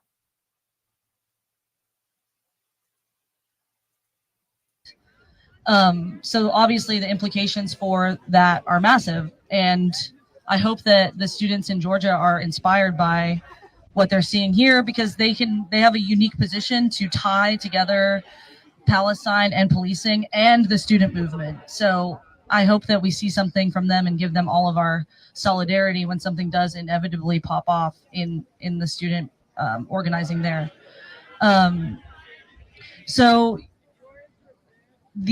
Sorry, I took some notes. You hear them chanting in the background? Also at in the GILLY program, they train the law enforcement in Brazil, Canada, Cyprus, Germany, Hungary, the Netherlands, New Zealand, and the UK. So it really is like an international policing project. There's a group in Atlanta right now called Demilitarize Atlanta to Palestine. They are really doing some radical work, and I recommend everyone follows what they're doing. And the main goal of their coalition is to end the Gilley program. I think that that's a really strong organizing project because it's something that is totally tangible. You can actually end Gilley, and it's like an achievable goal. And also it like expands people's consciousness around what policing is, right? Because it's like, we know that the police nails. What is with their pigs, nails? fuck the pigs forever. But they're also very much an occupying army towards the people that live inside of the United States of America, particularly Black people, particularly Indigenous people and migrants, right? She has purple and so, claws. Especially in the past couple of days, we've seen what the police. I'm really distracted by the nails now. The nails are crazy. Okay. Here is oh, we're almost at the part that I want to see. This is the next to last one before. Here in the US, especially this is here to do. And on top of many other things, that's to like violently suppress resistance. And here in the US, especially like a student movement, the violence we've seen obviously is horrible, but in other places, it's like amplified like tenfold. And the reason I say that is because it's going to continue to get worse. Not to scare you, but I'm saying that we should look at the way that the police are acting internationally and understand that it's going to come to us soon as well. And so with that, we should learn from these resistance movements, learn their tactics, and utilize them here rather than just taking shit from the cops lying down, right? We need to level up in our way, the way that we approach, our confrontations with the police. Yo! I'm kind of bird walking all over the place here. Forgive me. New York City, NYPD buying like $1 million of systems, surveillance technology. Oh yeah. That's just like another connection is in addition to like training and information sharing with Israel, so-called Israel being like this laboratory of policing and surveillance that's then exported around the world. And part of that is literally exporting the tools of surveillance and policing and genocide. And so like the NYPD has purchased over $1 million worth of surveillance equipment from Elbit Systems, which is the biggest weapons manufacturer in Israel. They market the products as battle tested in Gaza. And now all these things that are battle tested there are coming to our homes. And we see it, if you've been on the streets at all for the last 7 months, you see the drones flying around watching us. This is all stuff that's pioneered in Israel. So it's a material connection. It's an ideological connection. There really is no separating these two entities. And to add to that point, extra strength triple chaser tear gas and the LRAD were both created by the IOF, basically. And what? And I can't talk about the chemical attack here is what they said. And now those are both things that are being used against people here. And were firstly used against Palestinians and then later deployed against Black Americans in Ferguson. Yeah. So, these connections are like absolutely vital to understand. And the Stop Cop City movement is like uniquely positioned to kind of embody all of these contradictions. That's why people are so attracted to it. Because you have like the environmental struggle, the internationalist, anti-imperialist perspective, and then of course like the kind of legacy of the 2020 uprising. Nick is right. They're studying their enemy. Tayton says, having your first police encounter be violent would make you more radical. I can see why these people, the radicals, equal Ebola being airborne. I don't think it's just that, though. I don't think the radicalization has anything to do with having a police encounter. It has to do with the fact that once they get into leftist politics, they start reading nothing but leftist politics. They do the leftist book clubs, they go to the leftist bookstores, they go to the leftist lectures, they get like all the stuff they're reading is leftist politics. Inevitably, they're going to start moving towards the more extreme leftist stuff, because it's kind of like what we did with socialism and woke training, right? I watched a shit ton of general DEI training for like a year.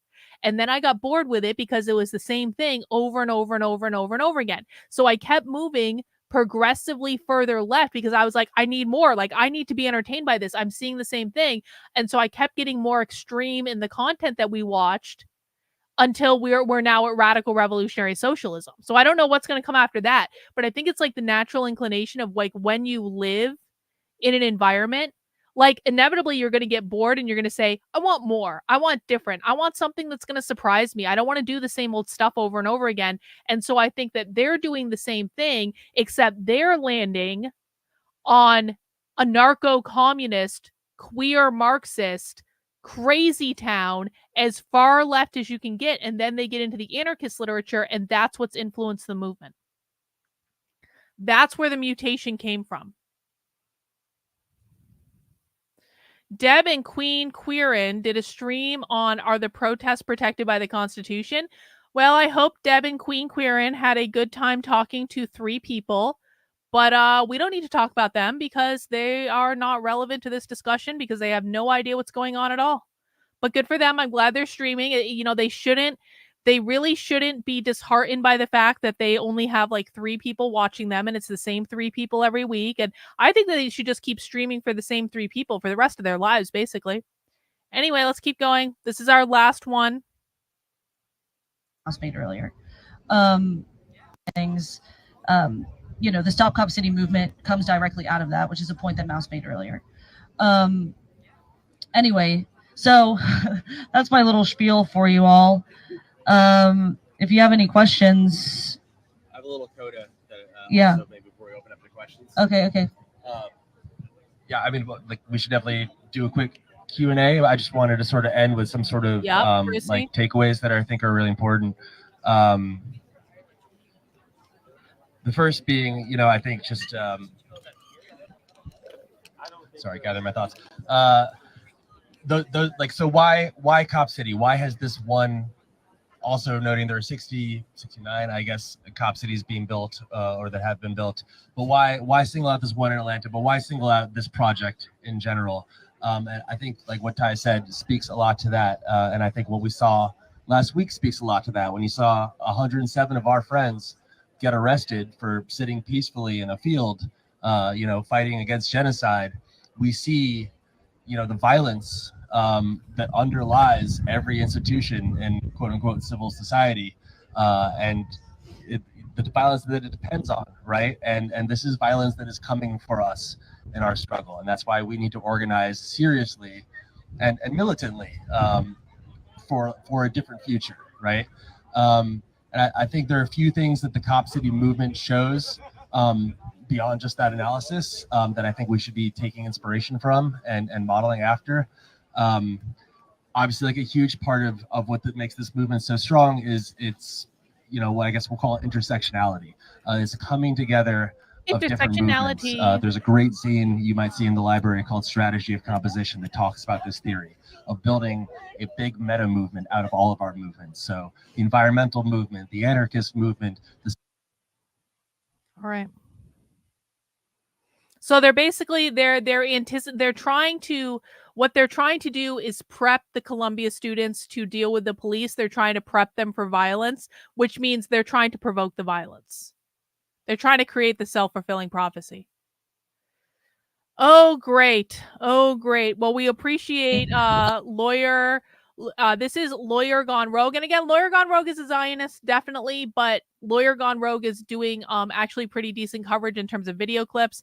So I definitely appreciate them. Trendlin says, can we please watch the Penguins? No, Trendlin, no. I'm not watching the Penguins tonight. Not watching the Penguins. And to be honest, I kind of feel like someone owes me at least a $20 super chat, if not maybe a $50 super chat, or a combination of super chats that add up to those amounts for you guys making me watch Tim Pool, okay? I really feel like I've given you guys a lot of content tonight. I've given you guys a lot of content today. I even did a 3-hour private spy stream earlier. So I've been basically streaming all day, and now you guys are making me watch Tim Pool at 12:30 at night. I'm just saying, can someone reward me with a goddamn super chat, or several of you, to show your appreciation for the fact that I'm about to watch Tim Pool at 12:30 at night? I'm just saying, if you guys have any integrity, someone's gonna come on, pay up. About being a conservative, there's like the Full Send podcast, people like that. So it's a little bit cooler, I guess. And ultimately, brands want to advertise with people that have a following that has adults, right? Like back when in 2017, the Bachelor people, they were the best, because if they made an Instagram ad, they're like QVC on steroids. Right. It's like females over the age of 25 in the US and Canada. Jake Paul and Logan Paul, back when they were big, you have a bunch of 13-year-olds that don't have credit cards. So you want to have adult, affluent people that are following you. And because it's not so taboo to be conservative, I think we're getting there. Well, 36 minutes. That obviously brands want to advertise with those people. And so because of that, people are like, well, let's jump on the conservative train. I want to jump to the next story in the saga. We got this from the Post Millennial. Harvard students erect anti-Israel liberated Gaza camp on campus. The story here is actually the video, which I think is really interesting. Take a look at this. Let's see if we can make it a little clearer. Running full. By the way, I was the person to tag Andy No in this. 10 minutes after it happened, and he liked my tweet, so I know that's where he saw it. So I'm just saying that this is happening because I tagged. Well, he would have found out about it anyway. I'm just saying that I was the first person to tag him in it. All right. 10 minutes after it started. Thank you. You guys are the best. Sarah, oh my God. Paying up tip jar. Thank you, Sarah. Thank you, guys. I appreciate you. Thank you. All right, let's listen. Full speed. Quickly, as fast as they can, trying to set up tents. The craziest camp out. Yep. Where is this? It's Harvard. Oh my gosh. The more media coverage there is of this, the more it will spread to other parts of the country. But I also want to show you this, and this gets into this image. I think gets into the heart of what we're seeing here. Thank you. And why they're doing what they're doing. Ali London says Palestinian activist appears to realize she has made a big mistake as she verges close to tears as Texas police handcuff her. Hang on. Morgan, it's good to see you, Morgan. Thank you for gifting 5 memberships to the channel. Tayton got one, Cher got one, Misa got one, Amy, Lone. Thank you, Morgan. I hope you're doing well. Take a look at this young college student. I don't know how old she is. Maybe she's a college student. Super young. Super young. And she looks very distressed as she's being arrested. She has no idea what she's protesting. She's only heard surface level things. She is now being arrested. And the response from conservatives and the police is exactly what the cult was hoping for. And I will explain very simply. She is now angry and scared, not understanding why she's being arrested or what she did wrong. She was told that she was fighting for the good guys. The police came and arrested her. Well, how can that be? She's a good guy. Well, it's because the police must be bad guys, right? With that fear and anger, when she gets out of jail, and she will overnight, and it'll be a slap on the wrist, they will then go to her, and not only will they say, see, look what the police do. The police are bad. You didn't even do anything wrong. You're fighting for justice. Aren't the police evil? Tim is They'll right. direct her fear and anger, which they instigated, into her. Tim is not right about that. Tim is not right about that. I guarantee you 100%, there is no doubt in my mind, this college student already does not like the police, because none of them like the police. This is like a core leftist belief. They are afraid of the police. The police are the managers of private property. The police are descended from the KKK. They very literally learned this in school. So I guarantee you that this isn't a student that was like, the police are just great. I just don't understand why they're arresting me. I wasn't doing anything wrong. And that this incident is what's going to turn her against the police. She's already been turned against the police. Now, Tim is correct that when she comes back, the people that she knows are going to reinforce that. They're going to be like, see, we told you the cops were evil, but it's not going to be the first time that she's encountered this. Siding with them once more. And then they will start to show her all of the posts from people on the right insulting her and laughing at her for being scared and crying, acting as though she had any idea what was going on. And they'll say, see, look how evil the right is. They're making fun of you while you were doing the right thing. That is how the cult recruits. Actually, that's probably not true. And again, Tim thinks this because Tim lives in this little bubble where he only ever talks to conservatives. But like, when I go undercover at socialist events, they never talk about the right. They never talk about them. And I know Andy agrees with me on this. Like, they never talk about the right. They talk about the Democrats and the neoliberals way more than they talk about the right.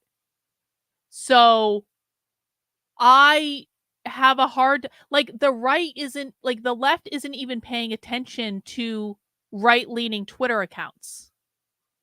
Maybe if something went massively viral, she might see it because, of course, like, it's about her, so she might see content about her. But like, I don't agree with Tim's notion that they're going to try to turn her against conservatives, because she's not. It's like so far outside of how the left approaches this stuff. It's not. She's already recruited to the left. She doesn't need to be made to hate conservatives in order to be recruited to the left. What they are going to do is they're going to try to push her further left. But that's a retarded take by Tim. So when they're storming campus, when you look at the comparison between the Summer of Love, Black Lives Matter, Occupy Wall Street, and the anti-Israel stuff, and you're like, wow, it sure is very similar. It's all just cult building. There's no moral issue they care about. Wrong. There's a funny meme I saw where it's, you know, the meme of the military guy? There's no moral issue they care about. Are you fucking shitting me? Tim is not wrong that they are a cult. They are absolutely a cult. Tim, they care about abolishing capitalism, which is defined as private property ownership, your home, your land, your intellectual property, your apartment rentals, your business, your parental rights, your individual liberties. Everything the left does is about abolishing capitalism. Literally every single goddamn thing. Abolish the police, defund the police is about abolishing capitalism. Critical race theory is about abolishing capitalism. Gender ideology is about abolishing capitalism. Attacks on parental rights and the nuclear family is about abolishing capitalism. Environmental justice is about abolishing capitalism. Every single social justice thing these people do is about abolishing capitalism. And all of these protests on college campuses are about abolishing capitalism because they believe that Israel are the evil settler colonists who colonize, that means impose the oppressive force of capitalism on indigenous land. They believe Israel colonized Palestine, making them the bourgeois, the oppressors. Palestinian are the oppressed proletarian that are trying to decolonize their land through their glorious revolution. That is what all of this is about. And if people don't believe me that all those other issues are related to capitalism, I cover this extensively. I'm not going to go through how they're all related. You're just either going to have to trust me and look up all the material, or you can think I'm full of shit. I don't really care, because I have thousands of hours of socialist training on video on this channel explaining how each and every one of those issues is related directly to abolishing capitalism. Not in my words, in the words of the left, because they say this out loud all the time. Their goal is to bring about the Marxist utopia. The 4 goals of the woke left are always the same. Gain as much power as possible, destabilize the system, attack capitalism, usher in their Marxist utopia. They cannot get to the Marxist utopia without attacking and abolishing capitalism. So that is their number 1 target. And I have receipts, mother effers. So come to Socialism Saturday, come to the Monday through Friday at 5 p.m. streams of the cult, and you'll see the leftist training saying exactly what I say they are.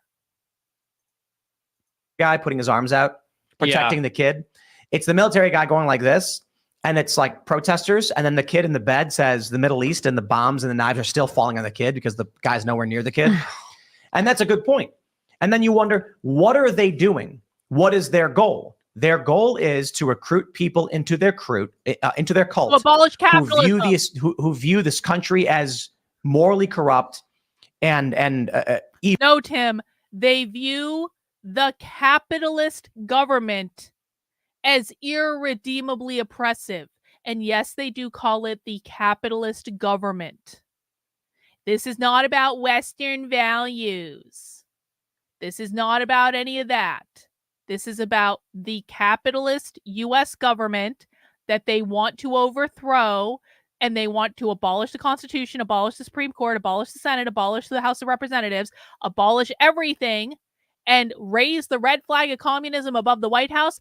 And I know this because I have them on video saying it. In fact, the day that I got the communists on video saying that they want to abolish all of our government and the Constitution and all that other stuff and raise the red flag of communism above the White House, they literally said this.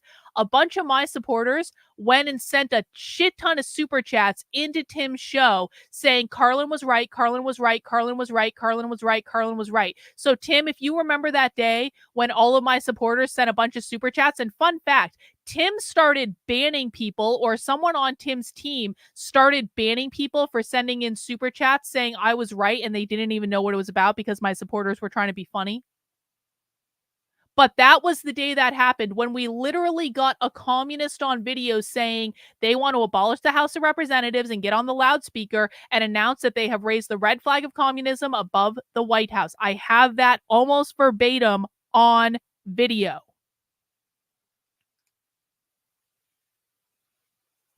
Evil and wrong. That woman will now become an anti-police activist more so than she really was or ever was. We've acknowledged on this show that most of these people have no idea what they're protesting. We then see a woman like this getting arrested who's scared and has no idea what's going on. Wrong. The response should be, holy shit. Most of the people that Tim watches on his show have no idea who they're protesting. So Tim, what you're telling us is you're doing an absolutely shitty job of curating the content that you're showing to people. Because I can show you protester videos 19 ways from Sunday where they say explicitly what they're protesting. So Tim is basically curating off of libs of TikTok and posting bullshit videos that are not representative of reality and are not representative of the actual activists pushing it. And then he's going, they don't even know what they're protesting, even though Tim will not show you. Tim literally will not show you the video that I have of a communist saying, here's what we're protesting, here's how we're going to take over the government, here's what we're going to do, and we're going to raise the red flag of communism above the White House. Yes, and the quartering is going to save us all. Obviously. Yeah, I definitely believe that. Totes, bro. Totes. not to make fun of her, but to be like, these people are tricking you to get you arrested, to make you angry, to entrench you in a world that will cause you harm. We don't want that for you. I don't think we on this show are influential nearly enough to actually have that message for someone like her, but maybe those who listen might realize this, because I got to tell you, even Ali London saying she appears to realize she made a big mistake as she verges close to tears. Even that, like, imagine you are walking down the street and some guy says, hey, do you want to march for freedom? And you go, yeah. And you start marching down the street. Next thing you know, you're getting arrested and you're freaking out. And all of these people are now laughing at you and pointing their fingers at you. You'd be mad at them. You'd be stressed. You'd be scared. You'd be like, why are they attacking me? Why are they insulting me? That's how they make the cult bigger. Yeah. Well, remember with Kyle Rittenhouse, that happened about a year or two after I got canceled in the New York Times. So I wasn't political. And then I just started watching that though. And it's that's kind of what got me to change my beliefs and be like, this is kind of more important to be, leaning on the right, because I saw how they twisted that story. And a lot of people probably went the other way, right? When they first saw all the news about the Kyle. I just want to comment. That's just brilliant analysis on the college protest, talking about Kyle Rittenhouse and how you were turned away from the left because of Kyle Rittenhouse. And that's just brilliant fucking analysis of what's I mean, my God. These people don't know anything. Rittenhouse stuff and how he killed these people that were peacefully protesting, or I don't know, what the whole narrative was, but yeah, I think a lot of people probably got on the other I side knew people similarly. There were influencers that, you know, I knew of because of non-political, you know, like lifestyle or whatever content, who, when the Kyle Rittenhouse verdict came out, they were like, nobody talked to me about this. He killed innocent Black people and this, that, and the other, which is like not true. That's not what happened. I watched every day of the trial because that too is real news, right? That's a real trial that's happening. Nobody. How do you possibly exist in a world where all you do is have the same talking points about the Kyle Rittenhouse trial? Like that verdict came down like a year and a half ago. And it's just like, can you imagine living in a world where you just have to repeat the same old talking points about Kyle Rittenhouse as though it's new information? I would sooner shoot myself in the foot than have to repeat the same old talking points again. And it's just like, why are we even talking about this? We're supposed to be talking about the college protests. That's actually more important than Kyle Rittenhouse from 2 fucking years ago. You can twist the narrative, and you could watch the lawyers discussing it. There were people who had an emotional reaction to the story and then closed their ears to any of the details, right? They already knew how they were going to feel about it because of a false narrative. It's hard to comment on this picture because, you know, I don't know the video or what else is going on there, but I do think that there are people who will say, like, this just makes me want to double down more. Like, I will just become even more disenfranchised, and it will drive a certain level of like, well, I got arrested at this protest, so now I should do something even bigger because, you know, this confirms my suspicion that the cops are bad and whatever else. This is a known tactic for anybody who's been to the what do they call them? Excuse me, direct action meetings. They have described in the past as like 3 different tiers. The direct action activists will meet in secret, and it'll be like 5 or 6 people that are organizing the protest. And they intentionally will be like, you know, no one can know what we talk about. Don't bring your phone. What they want is, they're the instigators. Well, the organizers and the instigators, they want as many young, dumb college kids to form the mass of the protest. They need critical mass. Then they have people who directly instigate, and then they're the ones who are orchestrating everything behind the scenes. The goal being, their friends who are given the instructions will throw things at cops. They'll wait for the normies who are like, yay, I'm marching, to be in a situation where the cops are agitated. Well, I can't, because when I tried to do that, Tim blocked me on Twitter. That's literally what happened. That's literally what happened when Tim blocked me on Twitter. Now, to be fair, I was kind of shitting on Tim, and I don't actually really regret that because Tim has done a lot of things that I really disagree with, and I was shitting on him publicly for it. But when Tim blocked me on Twitter, I literally was DMing him saying, you need to talk to actual activists, Tim.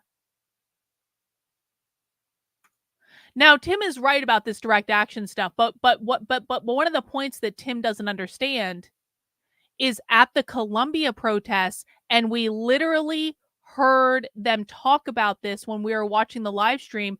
At the Columbia protests, they're literally doing training for volunteers. There are people who are volunteering to be the ones arrested, and they're getting, what is it called? I saw them post the term in this Telegram group earlier today. Hang on, it's called. Hang on.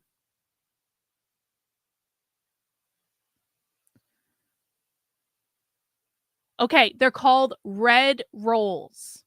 And there's something called red roll training that they've been doing in the encampment in Columbia, where people are volunteering to be arrested, and they're training them on what to do if they're arrested. So Tim is not wrong that there are absolutely like inner circles among these groups, and they absolutely do plan like this, and they absolutely do instigate 100%. But I don't think in this case, and I'm not suggesting that Tim is never correct about this, but in this specific case at Columbia, they are asking for volunteers to get arrested, and then they're training them on what to do. And we have that on video again. They will then walk into the middle of the crowd, crouch down, and throw a water bottle high up in the air so that it lands on a cop. The cops then say, okay, illegal assembly, disperse or you're under arrest. And then these dumb college kids who have no idea what's going on find themselves being shoved, being hit. It's panic and chaos. Then there's a mass arrest. And then while they're in jail, freaking out, being like, what am I going to do? My parents are going to be so mad. The cultists who organize it are there, and they say, let's sing songs together to get through this. So they do. I'm not kidding. in jail, when there's 50 to 100 people, they'll say, hey, everyone, sing along. True. They actually talked about this. So Tim is correct about this. They actually did this with all the people that got arrested at NYU. And in addition to all the people at NYU, and I think they did it with the Columbia people too. In addition to that, everyone from NYU, when they did the mass NYU arrest the other day, showed up outside the jail. And then they started basically rioting outside the jail.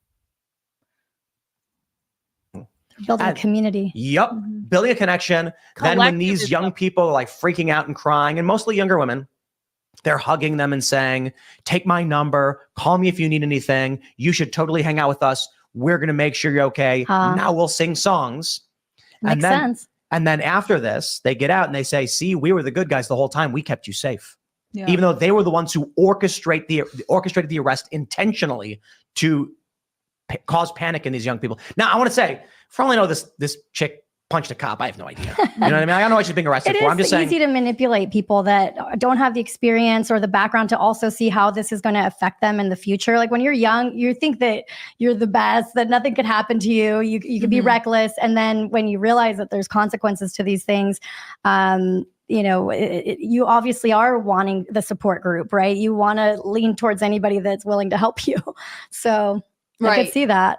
And I think it's in part because activism became sort of glamorized, especially over the last couple of years. There was a level of being able to say, like, I went out and I think about what was the Women's March after Trump was inaugurated, and they were like, I can't tell you how many girls I knew were like, and this is we stayed up all night making posters, like, check it out. Like, it became sort of this trendy thing to do, but there are very serious consequences to going to protests, especially when you don't actually know everyone who's involved in this and what their intentions are. And that's one of the problems with it happening on a university campus. I mean, you know, if you're in college, you're probably over 18, you're an adult, so you're responsible for your actions. It is interesting that generally we're all acknowledging that this is something they're doing because it's like, oh, well, everyone else I know is going to this thing. Right. I don't know how many of them are actually super rabidly dedicated to the cause. Yeah. Do you guys, is there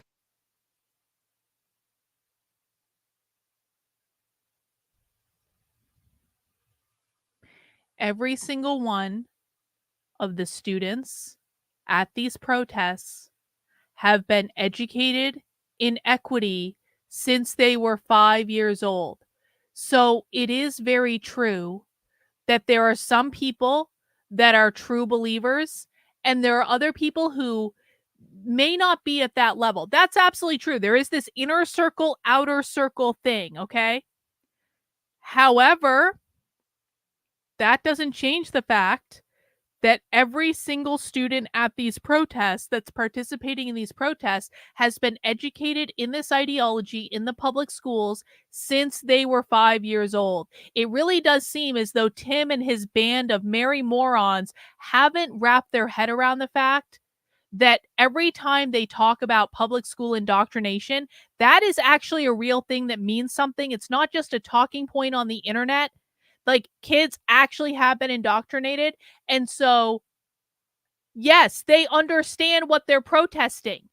It's honestly, it's Tim and his friends and all the conservative influencers who don't understand what's going on. They're still thinking it's about anti-Semitism, anti-Semitism, anti-Semitism, when it has nothing to do with anti-Semitism at all. The kids at these protests, while some of them are on the inner circle and some of them are in the outer circle, so you have like the inner party comrades and the outer party comrades, there are different levels and varying degrees, but every single one of them has a base education that capitalism is bad, capitalism has caused all the world's problems, the Palestinians are having their glorious revolution against the settler colonists that is Israel. They all have that base level of understanding. Even they might not know the specifics of all the things their university is invested in. That's fine. But that doesn't mean they don't have a base level understanding. And the kids that are protesting, I guarantee you, every single one of them know more about what is actually going on than Tim and most of the conservative commentators that are discussing this issue. Amelia says, Tim's got a massive audience that brings on influencers who can barely recall their talking points and even read the titles of books they complain about like they read. It's hard watching them fumble. Yo, I'm so glad I never went on this show. I'm so glad. People think like it's this weird kind of like time thing with me where so many people think I've been on Tim's show. I have never been on Tim's show. I've been asked multiple times to go on, and I've kind of like, I said no, and I've deflected and like, but like every time I watch it, I'm like, this would go horribly, horribly wrong if I ever agreed to like go on this show. Like, it would just go wrong. And you know it would go wrong too. And you know I would be made out to be the bad guy. And I would be called fat and ugly all over the internet, and no one would actually listen to what I have to say. But it's just like, if this is the level of commentary that Tim's audience is used to, like, I cannot. No. I can't. I know there are people who I cannot. I probably could make it happen if I want to, but like, I don't want to. Yes, I have my own Mandela effect in that, like, everyone and their mother, maybe not everyone, but like a lot of people swear that they learned of me because I was on Tim's show. I've never been on Tim's show. There a cause that has ever made you want to go protest or want in your lifetime? War. But I don't think it's effective. I think it's meaningless, and I think it's manipulative. So I was protesting in the 2000s when I was a teenager. And then, of course, they're like, the answer is Obama.